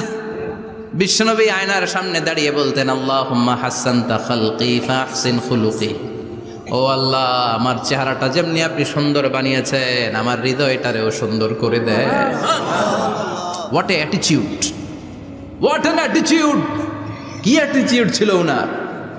আমরা আয়নার সামনে সেজে পড়ে দাঁড়ালে চুলকে সাইজ করি, পাং করি, স্টাইল করে ডিজাইন করি। বিশ্বনবী সুন্দর চেহারাটা নিয়ে যখন আয়নার সামনে দাঁড়াতেন বলতেন আল্লাহ, আমার চেহারাটা যেমনি সাদা, হৃদয়টারেও সাদা করে দেন। কিছু মানুষ আছে চেহারা সাদা, হৃদয় কালো, আছে না নাই? কিছু মানুষ আছে চেহারাটা কুচকুচে কালো, অন্তরটা সাদা, এমন মানুষও আছে না নাই? বিশ্বনবীর ভেতরও সাদা, বাহিরও সাদা। সুবহানাল্লাহ। আর এই সুন্দর সাদা দেহ নিয়ে আয়নায় দাঁড়িয়ে পড়তেন আল্লাহ, চেহারা যেমনি সুন্দর, চরিত্রটাও সুন্দর করে দেয়। এজন্য আয়নার সামনে দাঁড়িয়ে এই দোয়ার দরকার আছে না নাই? পড়তে রাজি আছেন? মনে থাকবে না মাহফিল শেষ ভুলে যাবেন? মনে থাকবে? আয়নার সামনে আপনি যখন দাঁড়াবেন, আপনার স্ত্রী যখন দাঁড়াবে, আপনার বাচ্চারা যখন দাঁড়াবে, বলে দিবেন বাবা আয়নার সামনে দাঁড়ানোর দোয়া পড়ো। কত অসাধারণ দোয়া! পড়েন আওয়াজ করে আমার সাথে, আল্লাহুম্মা হাসানতা খালকি ফাহসিন খুলুকি। আল্লাহুম্মা হাসানতা খালকি ফাহসিন খুলুকি। এর মানে আল্লাহ, আমার চেহারাটা করেছো সুন্দর, আমার আচরণ, আমার চরিত্রটাও সুন্দর করে দাও। চিৎকার করে পড়েন আমিন। তাহলে বিশ্বনবীর ব্যাপারে তিনটা কথা আমরা শুনবো বলেছিলাম, প্রথমটা শুনে ফেলেছি। মানে উনি দেখতে কেমন ছিল, উনি দেখতে কেমন ছিল, এর মধ্যে আমাদের আমলের কিছু নাই, শুধু বর্ণনা করা আর শোনা আর বিশ্বনবীকে ভালোবাসা, ঠিক কিনা? কারণ উনার না খাড়া, আমার তো খাড়া নাও হইতে পারে। উনি সুন্দর, আমি তো শ্যামলা হইতে পারি, কারণ এটা আল্লাহর দেয়া পরীক্ষা, ঠিক কিনা? দ্বিতীয় পয়েন্ট থেকে আমাদের আমল শুরু। দ্বিতীয় পয়েন্ট ছিল বিশ্বনবীর আচরণগত বৈশিষ্ট্য। আমার নবীর বিহেভিয়ার কেমন ছিল, কন্ডাক্ট সিস্টেম কেমন ছিল, ম্যানার কেমন ছিল, মানুষের সাথে কমিউনিকেশনটা কেমন ছিল, ব্যবহারিক জীবনটা কেমন ছিল, এগুলো আমল করার দরকার আছে না নাই? কষ্ট হচ্ছে? কষ্ট হচ্ছে? মনোযোগ আছে তো? মনোযোগ আছে না গেছে? আমরা এবার শুনবো বিশ্বনবীর আচরণ কেমন ছিল। বিশ্বনবী যখন রাস্তা দিয়ে হাঁটতেন, ইয়ামশি হাউনান, বিনয়ের সাথে হাঁটতেন। ইয়ামশি হাউনান, রহমানের বান্দারাও বিনয়ের সাথে রাস্তা দিয়ে হাঁটে, ঠিক কিনা?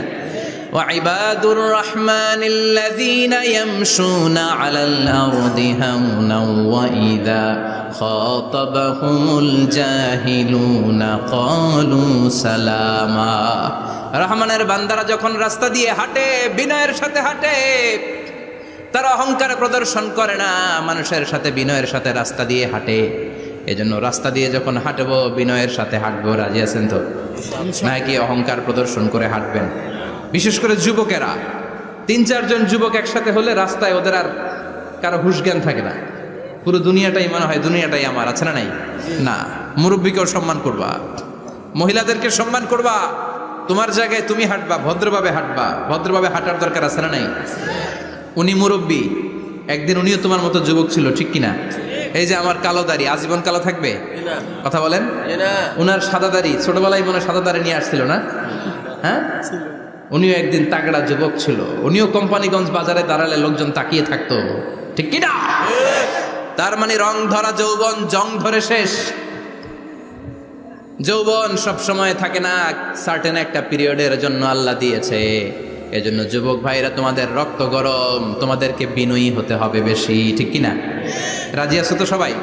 বিশ্বনবী বিনয়ের সাথে হাঁটতেন। ওয়াকানা ইয়াতাবাসসাম, সবসময় মুচকি হাসতেন। কি করতেন? মুচকি হাসেন তো আপনারা? হাসেন না? মুচকি হাসবেন, কারণ মুচকি হাসতে পয়সা লাগে না। লাগে? মুচকি হাসি দেন তো একটা। এই যে সবার এখন মুচকি হাসি, পয়সা লাগছে? কথা কর। তাবাসসুমুকা ফি ওয়াজহি আখিকা সাদাকা, you would smile to your brother, it's a charity. তুমি তোমার ভাইয়ের দিকে তাকিয়ে যে মুচকি হাসবে, এত সদকা দেওয়ার সওয়াব হয়ে যাবে। সুবহানাল্লাহ। বিশ্বনবী সব সময় মুচকি হাসতেন। হাসি 3 ধরনের, তাবাসসুম, দিহক, কাহকাহা।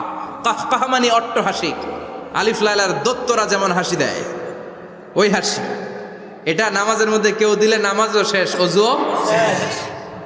আর দিহক, হালকা আওয়াজে হাসি, সামান্য দাঁত দেখা যায় মাঝে মাঝে। বিশ্বনবী মজা করে এরকম হাসি দিতেন, কিন্তু সব সময় বিশ্বনবীর ঠোঁটের মধ্যে মুচকি হাসি লেগেই থাকতো। তাহলে আমরা বিনয়ের সাথে হাঁটবো, নাম্বার 1। নাম্বার 2, সবসময় মুচকি হাসবো। রাজি আছেন? ঘরে যেই স্ত্রীকে একটা মুচকি হাসি দিবেন, আজকে রাতেই দিবেন, যেই একটা মুচকি হাসি। রাজি আছেন? হ্যাঁ, ভালোবাসা বাড়াই দিবে কে? কথা কয় না। ভালোবাসার কথা আসলে আওয়াজ কমে যায়। ভালোবাসার কথাও কোরআনে আছে না নাই? আল্লাহু আকবার। আল্লাহ দাম্পত্য জীবনের ভালোবাসা তুমি বাড়িয়ে দাও, আমিন। ইযাল তাফাতা ইলতাফাতা জামিআন, ইযাল তাফাতা ইলতাফাতা জামিআন। বিশ্বনবীর যদি ডানে বায়ে কোথাও তাকানোর দরকার হতো, উনি আর চোখে তাকাতেন না। অনেকে এইভাবে বসে আছে, ডানে এমনে তাকায়, এমনে আছে না নাই? এইভাবে এমনে তাকায়, আছে না নাই? এভাবে তাকানো যাবে না। বিশ্বনবী ডানে তাকানোর দরকার হলে ইলতাফাতা জামিআন, অ্যাবাউট টার্ন, ঘুরে যেতেন, ঘুরে এইভাবে তাকাতেন। আবার বায়ে তাকানোর দরকার হলে বুকটা নিয়ে, শরীরটা নিয়ে ঘুরে যেতেন, এইভাবে তাকাতেন। সুবহানাল্লাহ পড়বেন না? আর চোখে তাকানো কি ভালো স্বভাব? বিশ্বনবী ইদাল তাফাতা ইলতাফাতা জামিআন, যেদিকে তাকাবেন ওদিকে ফুললি মনোনিবেশ করতেন, তারপরে তাকাতেন। সুবহানাল্লাহ পড়েন। ওয়া কানা মুস্তাহিয়ান, লাজুক ছিলেন, বেশ লাজুক। এখন সমাজে লাজুকতা নাই, লাজ শরম আমরা হারাতে বসেছি, ঠিক কিনা? বিশ্বনবী আসাদ্দু হায়াআন মিনাল আযরা ফি খিদ্রিহা, যেই মেয়েদের বিয়ে হয় নাই, এমন ভার্জিন নারী, কুমারী নারী যারা পর্দার ভেতরে অনেক লাজুক হয়ে বসে থাকে, বিশ্বনবী পর্দার আড়ালে ওই কুমারী নারীদের চাইতেও বেশি লাজুক ছিলেন। এত লাজুক ছিলেন, এত লাজুক ছিলেন, লজ্জা পেলে চেহারাটা বিশ্বনবী লাল হয়ে যেত। ছোট্টবেলায় হালিমাতুস সাদিয়ার বাড়িতে যখন দুধ খেতে গিয়েছিলেন, বিশ্বনবীর দুধমা হালিমাতুস সাদিয়া বলে, এই কুরাইশি মোহাম্মদ ছেলেটাকে কখনো কাঁদতে দেখি নাই। ক্ষুধা লাগলেও কাঁদে না, ব্যথা পেলেও কাঁদে না, শুধু লজ্জাস্থানের জায়গা থেকে কাপড়টা একটু সরে গেলে ছোট্ট মোহাম্মদ চিৎকার দিয়ে ওঠে। কি বুঝে সে? ক্ষুধা লাগলেও কাঁদতো না, ব্যথা পেলেও কাঁদতো না, লজ্জাস্থানের জায়গা থেকে কাপড় সরে গেলে বিশ্বনবী চিৎকার দিয়ে উঠতেন। সুবহানাল্লাহ পড়ে। এজন্য লজ্জা শরমের দরকার আছে না নাই? ইযা লাম তাস্তাহি ফাসনা মা শিতা, যদি লজ্জা শরম না থাকে যা মন চাই তাই করতে পারো। এটা আমাদের বাংলাদেশে ব্যাপক, লাজ শরম কিচ্ছু নাই। এজন্য লাজুকতার বড় দরকার। যেখানে যার বসা দরকার সে সেখানে যাবে। কিয়ামতের আগে যেই লোক যেই চেয়ারে বসার দরকার ওই লোক ওই চেয়ারে বসবে না। এটা হলো কিয়ামতের আলামত। জোরে কোন ঠিক কিনা? সভাপতি হওয়ার যোগ্যতা নাই, সভাপতি হয়, আছে না নাই? আছে। সেক্রেটারি হওয়ার যোগ্যতা নাই, সেক্রেটারি হয়, এরকম সমাজে আছে না নাই? নেতা হওয়ার যোগ্যতা নাই, নেতা হয়, আছে না নাই? সবগুলো কিয়ামতের আলামত। আমার বিশ্বনবী এমন লাজুক ছিলেন, বিশ্বনবীর মতো এমন লাজুক নবী আর কেউ ছিল নাকি? কথা বলেন।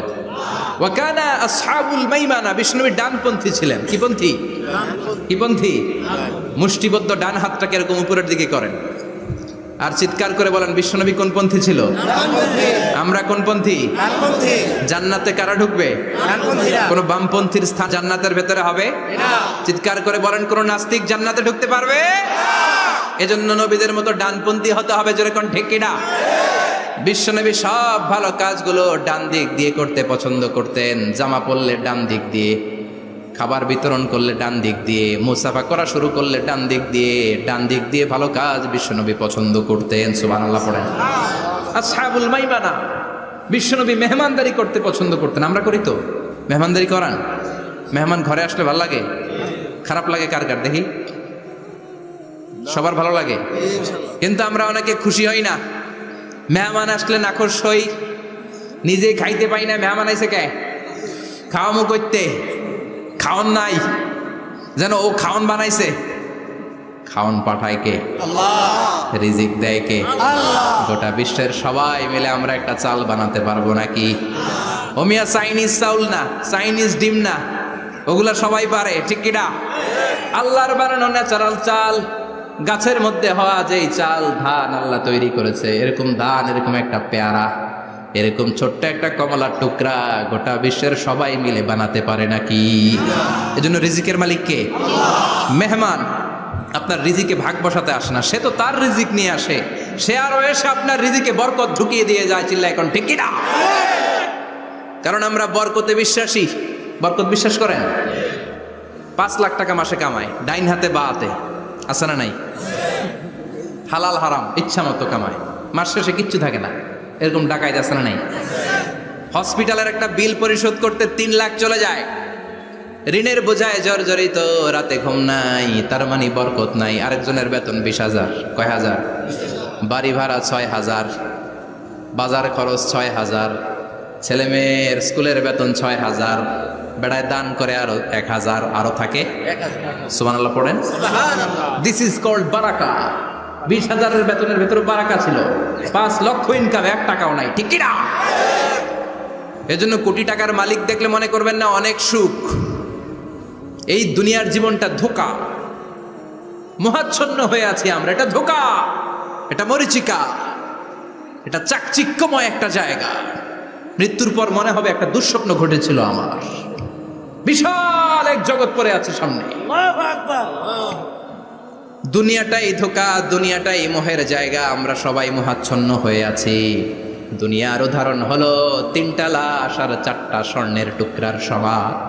3 জন যুবক কাজের জন্য বেরিয়েছে, পথিমধ্যে 4টা স্বর্ণের টুকরা পেয়েছে। যুবক কয়টা? স্বর্ণ পাইছে কয়টা?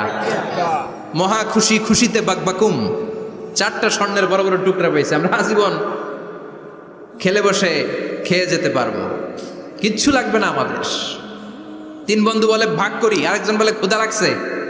একজন যা বাজার থেকে রুটি কিনে নিয়ে আয়, খাওয়ার পরে ভাগ করবো। একজন রুটি কিনতে গেল, শয়তান 2টারে বুঝায়, ওইটারে মারতে পারলে ভাগ বটোয়ারা সহজ হবে। তোরা 2 জন স্বর্ণ 4টা, তুই নিবি 2টা, ও নেবে 2টা। হিসাব সহজ না? 2 বন্ধু প্ল্যান করছে, ওইটারে মাইরা তুই 2টা, আমি 2টা। যেটা রুটি আনতে গেছে প্ল্যান করেছে, রুটির মধ্যে বিষ মিশায় নেই। কি মিশাবো? বিষ। তাহলে বিষ খাওয়া রুটি খেয়ে ওই 2টা সে সব পাবে, আমি পাবো। ভাগাভাগির কিছু নাই, সব যাবে আমার কাছে। 4টা স্বর্ণের টুকরার মালিক আমি। রুটির মধ্যে বিষ মেখে নিয়ে এসেছে। ওই 2 বন্ধু প্ল্যান অনুযায়ী ওইটারে ধরে মেরে ফেলছে। এবার মহা খুশি। এক বন্ধু কয়, এবার তো ভাগ বটর আর কিছু নাই, তুই 2টা, আমি 2টা, আগে খাইয়া লইস। আগে খাওয়ার পরে এই 2টাও নাই। 3টা লাশ, 4টা স্বর্ণের টুকরা। এটাই তো দুনিয়ার জীবন, ঠিক কিনা? আসল জীবন কবর থেকে শুরু হবে, কোন ঠিক কিনা?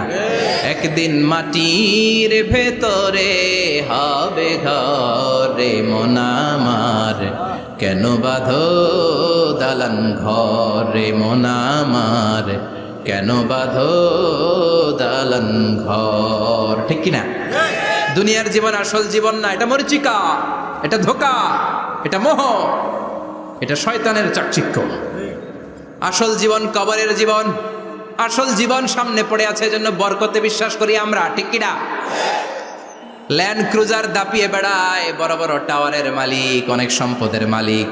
এটা দেখেই মনে করবেন না অনেক সুখে আছে, ঘরে যেয়ে দেখেন কোনো সুখ নাই, ঠিক কিনা? সাধারণত টাকা যার বেশি দুঃখ তার বেশি, টাকা যার কম সুখ তার বেশি। সুবহানাল্লাহ পড়েন। আল কানাআতু মিনাল ইসলাম। এজন্য আমার শ্রমিক ভাইয়েরা, আপনাদের এক পা জান্নাতে এমনি ঢুকে আছে। নামাজ পড়বেন, মা বাবার খেদমত করবেন, ইসলামের নিয়মগুলো মানবেন, দ্বিতীয় পাটাও জান্নাতে ঢুকায় দিবে কে? আল্লাহ। আর যারা কোটি কোটি টাকার পাহাড় বানিয়েছে, ওদের হিসাবের ফিরিস্তি অনেক বড়। বিশাল বাড়ির মালিক, ল্যান্ড ক্রুজার চালায়, সাবরোলেট চালায়, পোরশে, ফারারে, ল্যাম্বরগিনি চালায়, আছে না নাই? ঘরে সুখ নাই, রাতে ঘুম নাই, টেনশন আর টেনশন, 4টা ট্যাবলেট খেয়ে আধা ঘন্টা ঘুমাতে পারে না, এরকম ধনী আছে না নাই? সব ধনীরা আবার এক পাল্লায় মাইপেন না। মাথার ঘাম পায়ে ফেলে যেই ধনী ব্যবসায়ীরা বড়লোক হয়েছে, ওদের ঘরে ঠিকই শান্তি আছে। তার মানে টাকা যার বেশি, ওষুধ তার বেশি, কিচ্ছু খেতে পারে না। দেখবেন ধনীদের খাবারের ডায়েটে থাকে ভেজিটেবলস আইটেম, ঠিক কিনা? এমনি হজম হয় না, আবার ডাক্তারের কাছে গেলে বলে কিচ্ছু খাবেন না, খালি ঘাস খাবেন। কি খাবেন? মানে ভেজিটেবল খাবেন, সবজি খাবেন তো সুস্থ থাকবেন, আছে না নাই? ঘুম নাই, শান্তি নাই। এই যে কোম্পানিগঞ্জ বাজারের যারা কুলি মজুর শ্রমিক, এদের ঘুমে ঝামেলা আছে? কথা বলেন। ধনী পয়সাওয়ালা কোটিপতি, সে ঘুমের ট্যাবলেট খায়। ঘুমের জন্য যে ট্যাবলেট লাগে রিক্সাওয়ালা ওইটাই জানে না, ঠিক কিনা? 1000 কোটি টাকার মালিক হলে বাড়ি কিনা যায়, গাড়ি কিনা যায়, সুখ কিনা যায় না। কোম্পানিগঞ্জ বাজারে সুখ বিক্রি হয় এমন দোকান আছে নাকি? কথা কন, একটাও নাই। কি করলেন আপনারা? সুখের দোকান দিতে পারলেন না?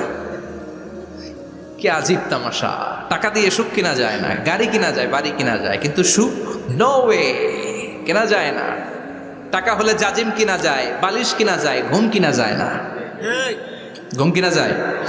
ফার্মেসিতে ডাক্তারের কাছে যে যদি বলেন 2000 টাকার ঘুম দেন, দিবে? ডাক্তার কি বলবে? ধুরু মিয়া, আমারই ঘুম আসে না, তোমারে আমি ঘুম বিক্রি করব। আচ্ছা না নাই?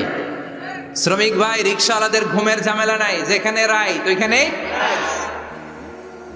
যেখানে রাইত ওইখানেই কাই। ওর মাথা লাগতে দেরি বিছানায়, নাক ডাকতে দেরি হয়, ওর নাকের ডাকের আওয়াজে ট্রাকের ইঞ্জিনও ফেল, ঠিক কিনা? এজন্য আমরা বরকতে বিশ্বাসী। অল্প খাবো, অল্প পড়বো, অল্প জমাবো, অল্পের ভেতর বরকত দিয়েছে কে? এজন্য মেহমান আসলে বিশ্বনবী খুশি হতেন, আমরাও মেহমান আসলে খুশি হব। রাজি আছি না নাই? সবাই রাজি? মেহমানদারি করাবেন তো? এরপরে বিশ্বনবী ইনসাফ করতেন। কি করতেন? ইনসাফ করতেন। বিচার করার সময় বিশ্বনবী ইনসাফ করতেন। গোটা বিশ্বকে ইনসাফ শিখিয়েছেন বিশ্বনবী। আমাদের দেশেও তো ইনসাফ হয় না? হাইকোর্টে, সুপ্রিম কোর্টে, গ্রাম্য সালিশে আছে? আছে? আহা, আহকামুল হাকিমিনের দরবারে সবগুলো বিচার আবার বসবে। চিল্লায় বলেন ঠিক কিনা? অমিয়া দুনিয়াতে বিচারপতি বিচারের রায় দেয়, ওই বিচারপতিরও বিচার আছে না নাই? সবচেয়ে বড় বিচারপতির নাম কি? বিশ্বনবী ইনসাফ করে গোটা বিশ্বকে দেখিয়ে গেলেন কেমন করে বিচার করতে হয়। বিশ্বনবীর কাছে কখনো বিচার আসলে বিশ্বনবী দুই পক্ষের কথা শুনে রায় দিতেন। পড়েন সুবহানাল্লাহ। সব সময় দুই পক্ষের কথা শুনে রায়। এখন কি দুই পক্ষকে সমান প্রিভিলেজ দেয়া হয়? কথা বলেন। কারণ কোরআন দিয়ে বিচার হয় না। কোরআন দিয়ে বিচার হোক আমরা চাই কি চাই না? আমার সংসদ ভবনের ভেতরে কোরআনের আইন দিয়ে সংসদ ভবন কায়েম হোক আমরা চাই কি চাই না? সেনাবাহিনীর ভেতরে দরবার হলগুলোতে যখন আলোচনা বসে কোরআন মাঝখানে থাকবে, চিল্লায় বলেন ঠিক কিনা? দেশের সবগুলো ক্যান্টনমেন্টের ভেতরে কোরআন থাকার দরকার আছে না নাই? সবগুলো আদালতের ভেতরে কোরআন থাকার দরকার আছে না নাই? কোরআনের আইন অনুযায়ী আমার দেশের সব নিয়ম কানুন চলবে আমরা চাই কি চাই না? এই কোরআনের আইনের বিরুদ্ধে যদি কোনো আইন পাশ করা হয়, আমরা ওই আইনের বিরুদ্ধে চিৎকার করে বলেন ঠিক কিনা? আমরা এই কোরআনের জন্য সব বাজি রাখতে রাজি আছি। আমরা জীবন বাজি রাখতে রাজি আছি। আমরা দেহের তাজা রক্ত বিলিয়ে দিতে রাজি আছি। জোরে বলেন ঠিক কিনা? কোরআনের জন্য কে কে ময়দানে থাকতে রাজি আছেন? হাত উঁচু করে আল্লাহর দেখা।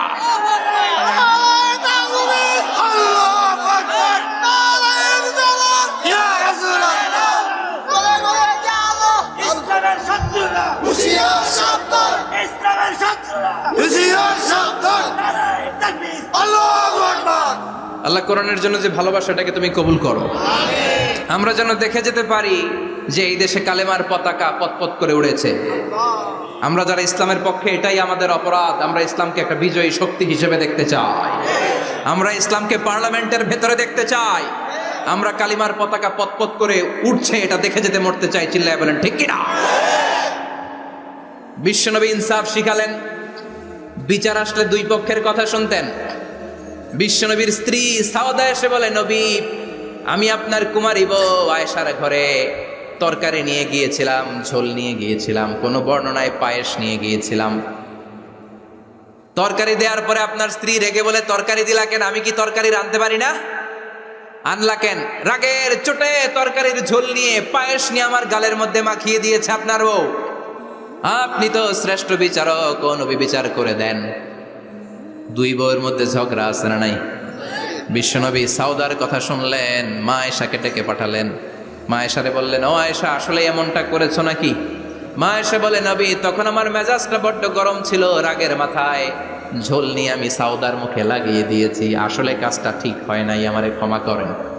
বিশ্বনবী দুইজনের কথা শুনে ঠান্ডা হয়ে বসলেন। সুবহানাল্লাহ। একজনের কথা শুনে রায় দেয় নাই, ঠিক কিনা? দুইজনের কথা শুনে বিশ্বনবী বললেন, আমার আদালতের রায় হচ্ছে কিসাস, টিট ফর ট্যাট। যেমন করেছো তেমন, ঘুষি মারলে ঘুষি, গুতা মারলে গুতা, ঠেলা মারলে ঠেলা। আচ্ছা না নাই? সাউদাকে যেমনি তুমি পায়েস মাখিয়ে দিয়েছ, সাউদাও পায়েসের বাটি থেকে কিছু পায়েস নিয়ে আয়েশার গালে মাখো। সুবহানাল্লাহ পড়েন। সাউদাও বিশ্বনবীর রায় অনুযায়ী বাটি থেকে পায়েসের ঝোল নিয়ে মা আয়েশার গালের মধ্যে মেখে দিলেন। মা আয়েশা কি আর করবেন, হেসে দিলেন। সাইয়েদাতুনা সাউদাও হাসলেন, বিশ্বনবীও হাসলেন। আরশের উপর থেকে খুশি হয়ে গেল কে? আল্লাহ। এজন্য কোরআন দিয়ে যদি, কোরআনের নিয়ম দিয়ে যদি, বিশ্বনবীর শেখানো পন্থায় যদি বিচার হয়, ওই বিচারের মধ্যে ইনসাফ থাকবে, জুলুম থাকবে না। ওই বিচারের মধ্যে কোনো স্কাইপি কেলেঙ্কারি হবে না। আমাদের টেলিফোনের ফোনালাপ ফাঁস হয়ে যায়, স্কাইপি ফাঁস হয়ে যায়, অনেক ঝামেলা হয়ে যায়, আছে না নাই? এরপরেও জনগণের চোখ খোলে না। আল্লাহ তুমি চোখ খোলার তৌফিক দাও, সহি সমঝ দান করো, পড়ে না আমিন। বিশ্বনবী ইনসাফ করতেন। বনু মাখজুমিয়া গোত্রের এক মহিলা চুরিতে ধরা পড়ল। কিসে ধরা পড়ল? কথা বলেন। চুরিতে। চুরি করলে নিয়ম কি? লাউ চুরি করলে, আম চুরি করলে, কলা চুরি করলে হাত কাটা যাবে না, এটা বড় চুরি। সুবহানাল্লাহ। ওমরে ফারুক বলেছেন, দুর্ভিক্ষের বছরে কেউ যদি চুরি করে তার হাত কেটে দেয়া যাবে না, কারণ এটা অভাবের চুরি, এটা স্বভাবের চুরি না, ঠিক কিনা? ঘরে খাবার নাই, পেটে দানা পানি নাই, লাউ চুরি করছে, মুরগি চুরি করছে, এই চোরের হাত কেটে দিও না, কারণ সে ক্ষুধার্ত। পেটে খাবার আছে, গায়ে জামা আছে, সমাজে সম্মান আছে, তারপরে পুরো দেশটা খেয়ে ফেলতেছে, এরকম ডাকাত আছে না নাই? দেশের টাকা পাচার করে, ব্ল্যাক মানি করে, এরকম ডাকাত আছে না নাই? ঘুষ খেতে খেতে পেটটা এরকম হাতির মতো মোটা করেছে, এরকম ডাকাত আছে না নাই? দেশের সবকিছু লুণ্ঠন করে, এরকম আছে না নাই? এই ডাকাতদের হাত কাটার মধ্য দিয়ে হাত কাটার প্রোগ্রাম শুরু করতে হবে। এরকম একটা ডাকাতের হাত কেটে যদি দেশের গভর্নমেন্ট বাইতুল মোকাররমে জুমার নামাজের সামনে লাইভ সম্প্রচার করে, সারা বাংলাদেশের 18 কোটি মানুষ যদি দেখে, আর কেউ চুরি করবে? চুরি করার আগে 3 বার লাভ দিবে, যেরকম ঠিক কিনা? বনু মাখজুমিয়া গোত্রের এক নারী চুরিতে ধরা পড়ল। ভেরি প্রেস্টিজিয়াস এন্ড ডিগনিফাইড ফ্যামিলির মেয়ে। এলাকায় সম্ভ্রান্ত কিছু ফ্যামিলি থাকে না, এরকম বড় ফ্যামিলির মেয়ে। সব সাহাবারা বলল, এখন যদি নবী হাত কেটে দেয় মদিনাতে তো মারামারি হবে। ওসামা বিন যায়েদকে বলল, ওসামা, তুমি বিশ্বনবীর সবচেয়ে প্রিয় পাত্র, হুব্বু রাসূলিল্লাহ, তুমি যাও বিশ্বনবীরে বলো হাত যেন কেটে না দেয়। ওসামা যে বলে, নবী গো, সব সাহাবারা বলেছে এই মেয়ের হাত কাটলে মদিনায় ঝামেলা হবে, হাত কেটে দিয়েন না। এই কথা শুনে বিশ্বনবীর চেহারাটারে লাল করে দিল কে? বিশ্বনবী বললেন, ওসামা, কোত্থেকে এত বড় স্পর্ধা পেলি রে তুই ওসামা? এই আইনটা তো আমি বানাই নাই, আরশের উপর থেকে এই আইনটা নাজিল করেছে কে? আল্লাহ। আস-সারিকু ওয়াস-সারিকাতু ফাকতাউ আইদিয়াহুমা জাযাআম বিমা কাসাবা নাকালাম মিনাল্লাহ ওয়াল্লাহু আজিজুন হাকীম। সুবহানাল্লাহ পড়েন। If anyone steal something very precious from the society, from house, the government should cut down his right hand. দামি কিছু চুরি করলে গভর্নমেন্ট কাটবে, আমরা কাটতে পারবো? এটা সরকারের কাজ, সরকার ডান হাত কেটে দিবে। ওসামা, এটা আল্লাহর আইন। কেমন করে আল্লাহর আইনে তুমি সুপারিশ করতে আসো? কোন বানু মাখজুমিয়া গোত্রের মেয়ে? ওই মেয়ে তো দূরের কথা, আমার কলিজার টুকরা ফাতেমাও যদি চুরি করে, আমি রামদানিয়ে ফাতেমার ডান হাতটা এক কোপ দিয়ে কেটে দিতে এক মুহূর্ত দেরি করবো না রে ওসামা। জাস্টিস, ইনসাফ শিখে নাও। কেমন করে প্রতিষ্ঠা করেছে বিশ্বনবী, চিৎকার করে বলেন ঠিক কিনা? এগুলো হচ্ছে বিশ্বনবীর অভ্যাস, আচরণ। বিশ্বনবী ধীরস্থির ভাবে কথা বলতেন, তাড়াহুড়ো করতেন না। সাহাবারা বলতেন বিশ্বনবী যখন কথা বলতেন প্রতিটা শব্দ আলাদা করা যেত, প্রতিটা অক্ষর আলাদা করা যেত। আল্লাহু আকবার। আবার জরুরি কোনো কথা যখন বিশ্বনবী বলতেন ওইটাকে 3 বার বিশ্বনবী রিপিট করতেন। কয়বার? 3 বার। কারণ জরুরি। কারণ কি? যেন না ভুলে যায়, ভুল যেন না হয়। 3 বার বলতেন। বিশ্বনবী একবার তাকওয়া নিয়ে ওয়াজ করতেছিলেন আর বলছিলেন তাকওয়া হা হুনা হা হুনা হা হুনা, তাকওয়া এইখানে এইখানে এইখানে। কয়বার বললেন? কারণ তাকওয়ার ওয়াজ কি কম গুরুত্বপূর্ণ নাকি বেশি গুরুত্বপূর্ণ? তাকওয়া মানে কার ভয়? যাদের হৃদয়ে আছে আল্লাহর ভয় তারা কবু পথ ভুলে যায় না। আল্লাহর প্রেম ছাড়া এই দুনিয়ায় কারো কাছে কোনো কিছু চায় না। ঠিক কি না? যাদের হৃদয়ে আছে আল্লাহর ভয় তারা কবু পথ ভুলে যায় না। আল্লাহর প্রেম ছাড়া এই দুনিয়ায় কারো কাছে কোনো কিছু চায় না। রাতের আধারে যারা সেজদাতে রয় দু চোখের শ্রুতে নদী যেন বয়। রাতের আধারে যারা সেজদাতে রয় দু চোখের শ্রুতে নদী যেন বয়। ছলনার হাতছানি যতই ডাকুক, ছলনার হাতছানি যতই ডাকুক, পেছনে ফিরেও সে তাকায় না। যাদের হৃদয়ে আছে আল্লাহর ভয় তারা কবু পথ ভুলে যায় না। আল্লাহর প্রেম ছাড়া এই দুনিয়া কারো কাছে কোনো কিছু চায় না। চিৎকার করে বলেন ঠিক কিনা? তাকওয়ার ওয়াজ করলেন, তাকওয়া মানে আল্লাহর ভয়। বিষ্ণুই বললেন তাকওয়া হা হুনা, তাকওয়া হা হুনা, তাকওয়া হা হুনা। তাকওয়া এই জায়গায়, তাকওয়া এই জায়গায়, তাকওয়া এই জায়গায়। যেহেতু এটা গুরুত্বপূর্ণ বিষ্ণুনবী 3 বার ইঙ্গিত করে বলেছেন। সুবহানাল্লাহ। বিষ্ণুই বলেন না তাকওয়া হা হুনা, তাকওয়া এইটা। বলেন না তাকওয়া হা হুনা, তাকওয়া এইটা। বলেন না তাকওয়া হা হুনা, তাকওয়া এইটা। জুব্বায় তাকওয়া, দাড়িতে তাকওয়া, টুপিতে তাকওয়া বলে নাই। তাকওয়ার আসল জায়গা হলো হৃদয়। এজন্য যাদের হৃদয়ে আল্লাহর ভয় আছে তারা কোনোদিন পথ হারাতে পারে, তাদেরকে সিরাতুল মুস্তাকিমের উপর দায়েম রাখে কে? কি সুন্দর অভ্যাস ছিল বিশ্বনবীর, মানার দরকার আছে না নাই? বিশ্বনবীর আরেকটা অভ্যাস ছিল, বাসি খাবার খেতেন না। জানেন? বাসি খেতেন না, অল্প খেতেন, কিন্তু যেটা খেতেন ভালোটা খেতেন। অল্প খেতেন কিন্তু যেটা খেতেন ভালো খেতেন। মধু খেতে পছন্দ করতেন, কিন্তু মধুর মধ্যে দুর্গন্ধওয়ালা একটা মধু আছে না মাগাফির, বুখারীতে লম্বা ঘটনা, ওইদিকে যাব না। এই মাগাফিরের মধু উনি খেতে চাইতেন না। ভালো সুগন্ধিওয়ালা মধু তিনি বিশ্বনবী খেতে পছন্দ করতেন।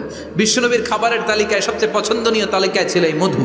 মধু খেতেন, দুধ খেতেন, খেজুর খেতেন, জব খেতেন, বার্লি খেতেন, ছাগলের বাজুর মাংস খেতে পছন্দ করতেন, সিনার মাংস। সুবহানাল্লাহ কইবেন না? What a choice! কি চয়েস ছিল বিশ্বনবী! বাজুর মাংস খেতেন। বিশ্বনবী লাউ খেতে পছন্দ করতেন, লাউ। রুম্মান ফল খেতে পছন্দ করতেন। রুম্মান মানে ডালিম, রুম্মান মানে কি? ডালিম খেতে পছন্দ করতেন। মাশরুম খেতে পছন্দ করতেন। সুবহানাল্লাহ পড়েন। মাশরুমের স্যুপ পাওয়া যায় না রেস্টুরেন্টে? বিশ্বনবী বলতেন আল কামআতু মিনাল মান্নি ওয়া মাউহা শিফাউন লিল আইন। এই কামআ মানে মাশরুম, ব্যাঙের ছাতা, এটা হলো মান্না সালোয়ার মতো দামি খাবার। আর এই মাশরুমের স্যুপ চোখের জন্য মহৌষধ। যাদের রাতকানা দিনকানা আছে মাশরুমের স্যুপ খান, চোখ ভালো করে দিবে কে? এজন্য বিশ্বনবী যেগুলো খেত এগুলো খাওয়ার দরকার আছে না নাই? বিশ্বনবীর যে সুন্দর চরিত্র ছিল, আচরণ ছিল, এগুলো পালনের দরকার আছে না নাই? তাহলে বিশ্বনবীর তিনটা কথা বলবো বলেছিলাম। প্রথম কথা ছিল দেখতে কেমন ছিল। অনেক কথা এত বলা যাবে না, সংক্ষেপে বললাম যে বিশ্বনবীর আচরণ কেমন ছিল। এখন শুনবো, শেষ কথা বলে যাই, বিশ্বনবীর ইন্টেলেকচুয়াল পাওয়ার কেমন ছিল, ওনার বুদ্ধিমত্তা কেমন ছিল। Hour beloved prophet Muhammad, the last Messenger, was a very good mediator. বিশ্বনবী ভালো মিডিয়েটর ছিলেন। বিশ্বনবী ভালো মধ্যস্থতাকারী ছিলেন। ঝগড়া লাগলে মিলাই দিতে পারতেন চমৎকার। সুবহানাল্লাহ। বাড়িতে যায়া জিমায় পড়ছেন? কষ্ট হচ্ছে? আর কয়েক মিনিট পড়বো, একটা তাকবীর দেন, লিল্লাহি তাকবীর।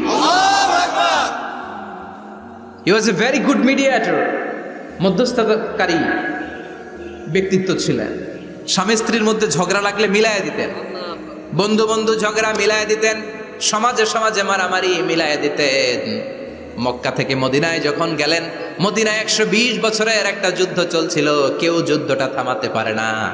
বিশ্বনবী 7 দিনের ব্যবধানে যুদ্ধ থামিয়ে দিলে। Intellectual capacity, very good mediator. এজন্য বিশ্বনবীর উম্মত যারা, তাদের অভ্যাস হবে ঝগড়া লাগায় দেওয়া যাবে না, মিলায় দিতে হবে। ঠিক কিনা? আমরা যদি ঝগড়া দেখি দূর থেকে আরো লাগায় দিতে চাই, আছে না নাই?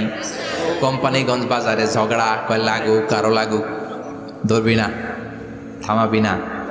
দূর থেকে মজা দেখি, মজাই লাগে, এরকম ডাকাইত আছে না নাই? আগুন লাগলে পানি দিয়ে নেবায়, অনেকে তেল ঢালে, আছে না নাই? কি করবেন? মিলিয়ে দিবেন। আপনার মর্যাদা বাড়িয়ে দিবে কে? আল্লাহ। বিশ্বনবী ভেরি গুড মিডিয়েটর ছিলেন। বিশ্বনবী লজিক্যাল এবং রেশনাল ছিলেন, বুদ্ধিমত্তাকে কাজে লাগাতেন। এক সাহাবী এসে বলে, নবী ইদান লি বিজিনা, আমারে জিনার অনুমতি দেন। কিসের অনুমতি? কার কাছে অনুমতি চাইলো? অন্যান্য সাহাবারা এই যুবক ছেলেটাকে ধমকাতে লাগলো, বসো, এই মিয়া বসো, বিশ্বনবীর কাছে কি কথা বলে এগুলা? ওই যুবক বসে রইল। বিশ্বনবী কাজ সারালেন, এরপর বললেন, আইনা শাবাব, ওই যুবকটা কোথায়? এদিকে আসো, কি চাইছো বলো। কয়, বিশ্বনবী আপনি আমারে জিনা করার অনুমতি দেন। বিশ্বনবী যুবকটারে কাছে ডেকে আনলেন, বললেন, ও যুবক, তোমার ঘরে বোন আছে কিনা? কয় আছে। তোমার বোনের সাথে কোনো পুরুষ জিনা করুক, তোমার কেমন লাগবে? সে বলে, আমি এই পুরুষটারে হত্যা করব। হত্যা করবা? ওকে, ডান। তোমার ঘরে মা আছে কিনা? আছে। তোমার মায়ের সাথে পর পুরুষ জিনা করবে, কেমন লাগবে? কয়, আমি সাইজ করবো ওরে। তোমার ঘরে স্ত্রী আছে কিনা? আছে। তোমার স্ত্রীর সাথে যদি কেউ জিনা করে কেমন লাগবে? বলে, আমি তারে ছাড়বো না। বিশ্বনবী বললেন, তাহলে যেই মহিলার সাথে তুমি জিনা করবা, সেও তো কারো বোন, সেও তো কারো স্ত্রী, সেও তো কারো মা, ঠিক কিনা? সুবহানাল্লাহ। What an intellectual capacity. যুবক বলে, তাই তো, এইভাবে তো ভাবি নাই। আমি যার সাথে পাপ কর্ম করব, সেও তো কারো বোন হবে, সেও তো কারো মা হবে, সেও তো কারো স্ত্রী হবে। ও নবী, আপনি আমারে মাফ করে দেন, আমার জন্য দোয়া করে দেন, যেন তাকওয়ার উপর জীবন প্রতিষ্ঠা করতে পারি। লজিক্যালি জিনিসকে সলভ করার চেষ্টা করতেন। মুআয ইবনে জাবালকে বিশ্বনবী সাল্লাল্লাহু আলাইহি ওয়াসাল্লাম ইমাম বানিয়ে পাঠালেন। উনি ইমামতি করতে গেলেন এক মসজিদে। মাগরিবের সালাতে উনি লম্বা কেরাত ধরলেন। এশার নামাজ শুরু করলেন সূরা বাকারা দিয়ে, কোরআনের সবচেয়ে ছোট সূরা। হ্যাঁ, বড়? কত বড়? বিশাল বড়। এখন ওই এলাকার মুসল্লিরা ছিল কৃষক মুসল্লি। এক কৃষক মুসল্লি সাহাবী নামাজের পেছনে দাঁড়ালেন, দেখলেন বাকারা দিয়ে দৌড়ছে, কেরাত শেষ হয় না, আর দাঁড়িয়ে থাকতে পারে না, পায়ে ব্যথা করে, পিঠে ব্যথা করে। কিছুক্ষণ পর রেগে মেগে নামাজ ছেড়ে দিয়ে বারান্দায় নামাজ পড়ে বিশ্বনবীর কাছে বিচার দিতে গেলেন। যে বললেন, নবী এমন ইমাম পাঠাইছেন এশা পরে বাকারা দিয়া। বিশ্বনবীকে সর্বনাশ, মুআয তো ভেজাল লাগাই ফেলতেছে। ডেকে পাঠালেন, সহিহ বুখারীর বর্ণনা। বিশ্বনবী বললেন, মুআয, হোয়াট আর ইউ ডুইং দেয়ার? কি করছো তুমি সেখানে? আফাত্তানুন আনতা ইয়া মুআজ, ও মুআজ তুমি কি ফিতনা বাজাও নাকি? তুমি কি ফিতনা ছড়াচ্ছ নাকি? খেটে খাওয়া মানুষ, কৃষক মানুষ, মাঝারি সাইজের কত সুন্দর সূরা আছে, ওয়াদ-দুহা ওয়াল-লাইলি ইযা সাজা, আল কারিআতু মাল কারিআ আসনা নাই, আলহাকুমুত তাকাসুর আসনা নাই, এগুলো দিয়ে না পড়ে বড় বড় সূরাতুল্লাহ কেন্দ্রে মুআজ, আফাত্তানুন আনতা ইয়া মুআজ, তোমারে কি আমি অ্যাপয়েন্টমেন্ট দিছি তুমি ফিতনা বাজাবা? খবরদার মুআজ, ইয়াসসিরু ওয়ালা তুআসসিরু, ইসলামকে মানুষের কাছে সহজ করে উপস্থাপন করবা। বাশশিরু ওয়ালা তুনাফফিরু, ইসলামকে এমন ভাবে উপস্থাপন করবা না যে তোমার কথা শুনে মানুষ দিন থেকে ভেগে ভেগে যায়। তাহলে এই দায়ভার ইসলামের নয়, এই দায়ভার বর্তাবে তোমার কাঁধের উপর। চিৎকার করে বলেন ঠিক কিনা? আমাদের মধ্যে অনেকে ইসলামকে অনেক কঠিন করে ফেলে, মানুষকে আশার বাণী শোনায় না, কই এমনি না বললে আপনার বাদ, আপনি বেদাত করছেন, আপনি শিরক করছেন, আপনার কিচ্ছু হবে না। যারে বলে কিচ্ছু হবে না সে বলে আমার যেহেতু কিচ্ছু হবে না তোর কথা শোনার আমার দরকার নাই, যে আমারে আশার বাণী শোনায় আমি তার কাছে যাই। ঠিক কি না? এজন্য সহি ইসলাম আপনি প্রচার করবেন, but your approach should be very flexible. 70 বছর যেটা চালু আছে আপনি একদিনে উঠিয়ে দিতে পারবেন? It's not a logical approach. বিশ্বনবীর অ্যাপ্রোচ, বিশ্বনবীর রেশনাল ক্যাপাসিটি এমনটা ছিল না। সহজভাবে বুঝাবেন, আদ-দীনু ইউসরুন লা উসরা ফি, দিনটা হলো সহজ, দিনের মধ্যে কাঠিন্যতা নাই। সুবহানাল্লাহ, কি ক্যাপাসিটি! আমি যেমনি আপনাদেরকে নিয়ে বসে ওয়াজ করতেছি, বিশ্বনবী ওয়াজ করতেন, তবে সংক্ষিপ্ত ওয়াজ। আমরা আধা ঘন্টা করে যদি রাখতে চাই, হুজুর আরো আধা ঘন্টা করেন, তো আরো আধ ঘন্টা করে যদি শেষ করতে চাই, হুজুর আর 10 মিনিট করেন। হুজুর ওয়াজ অনেক টেস্ট লাগে, হুজুর নামাজ টেস্ট লাগে না। আচ্ছা না নাই? ওয়াজ ভাল লাগে, নামাজ ভাল লাগে না, কিন্তু বিশ্বনবীর ওয়াজ ছিল সংক্ষিপ্ত। আর বিশ্বনবী বলতেন, one of the minor sign before the day of judgement, your lecture will be longer, your সালাত উইল বি শর্টার। কিয়ামতের আগে তোমাদের লেকচার, ইসলামী লেকচার লম্বা হবে, নামাজ হয়ে যাবে সংক্ষিপ্ত। এই আলামত সমাজে আছে না নাই? বিশ্বনবী সংক্ষিপ্ত কথা বলতেন, আর ওনার বুদ্ধিবৃত্তিক ক্যাপাসিটি কাজে লাগিয়ে তিনি বুঝাতেন। হাত দিয়ে ইঙ্গিত করতেন, আঙ্গুলের বিভিন্ন ব্যবহার সমাজে আছে না নাই? এরকম করলে এটারা লাইক বলে না, এরকম করলে বলে ডিসলাইক। আবার ক্রিকেটে এরকম করলে কয় ছক্কা, আবার একটা উড়াইলে কয় তুই যা। একটা মানে কি? আবার বিজয় দেখায় কেমনে? কথা কন, ভিক্টরি। আছে না নাই? বিশ্বনবীও এটাকে মডার্ন টিচিং মেথডোলজি বলে। আধুনিক শিক্ষা পদ্ধতিতে এখন দেখবেন যে আগে ব্ল্যাক বোর্ডে লিখতো, এখন হোয়াইট বোর্ডে লিখে মার্কার দিয়ে। আগে বই থেকে বুঝাতো, এখন ভিজুয়ালাইজ করে, ভিডিও দেখিয়ে শেখানো হয়। ঠিক কি না? বিশ্বনবী এটা করতেন। বিশ্বনবী একবার কিয়ামতের ওয়াজ করছেন, দুইটা আঙ্গুলকে এরকম করে বললেন, আনা বুইসতু আনা ওয়াসসাআতু কাহাতাইন, এই দুইটা আঙ্গুল যেমনি কাছাকাছি, আমি এবং কিয়ামত এরকম কাছাকাছি নাজিল হয়েছি। আমি এবং কিয়ামত এরকম কাছাকাছি। বুইসতু আনা ওয়াসসাআতু কাহাতাইন। আবার বলতেন, আনা ওয়া কাফিলুল ইয়াতীমি কাহাতাইন, আমি এবং ইয়াতীমের রক্ষণাবেক্ষণকারী এই দুইজন জান্নাতে এরকম কাছাকাছি থাকবো। কোন সুবহানাল্লাহ। এরকম আঙ্গুল দিয়ে বিশ্বনবী বুঝাতে চাইতেন।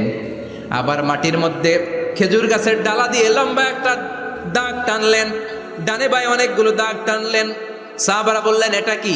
বিশ্বনবী বললেন, এই যে দাগটা দেখলা, এই দাগটার নাম হলো সিরাতুল মুস্তাকিম। চিল্লায় বলেন, এই দাগটার নাম কি? সিরাতুল মুস্তাকিম। আর ডানে বায়ে ছোট ছোট যে দাগগুলো দিলাম, এগুলো হলো সুবুলুশ শায়তান, শয়তানের রাস্তা। সিরাতুল মুস্তাকিমে উঠলে শয়তানের রাস্তা থেকে অনেক হাতছানি আছে না নাই?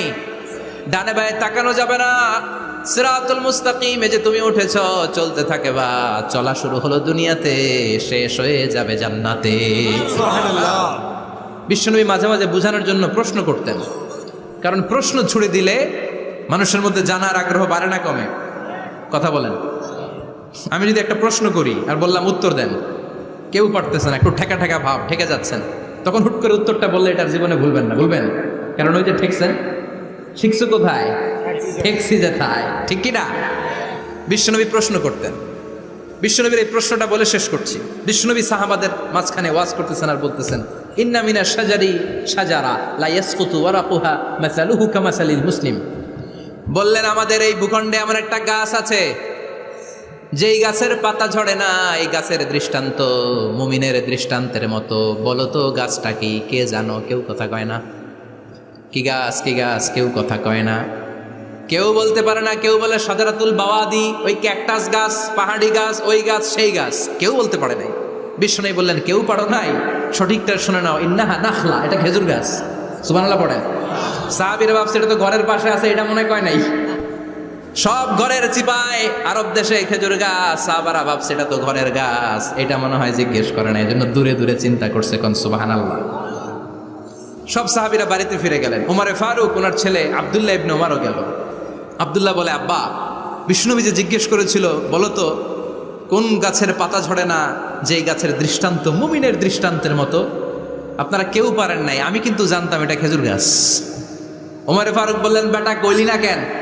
কইতে পারলে নবীর সামনে আমার কলিজাটা এত বড় হয়ে যেত। আমার কলিজার টুকরা ছেলে পেড়েছে, কেউ পারে নাই। আব্দুল্লাহ বলে, বাপসাস আপনারা কেউ পারেন না, আমি কই কেমনে? শরম লাগছে, শরম। সুবহানাল্লাহ কইবেন না? QA session, questioning answering session করে বিশ্বনবী সাহাবাদেরকে শিখাতে চাইতেন। এজন্য এ নবী এমন নবী যে নবীর পুরো জীবনের প্রতিটি ইঞ্চি ইঞ্চি জায়গাতে আমাদের জন্য শিক্ষা আছে না নাই? এই শিক্ষাগুলো গ্রহণ করতে রাজি আছেন তো? যা শুনলাম আমল করতে রাজি আছেন তো?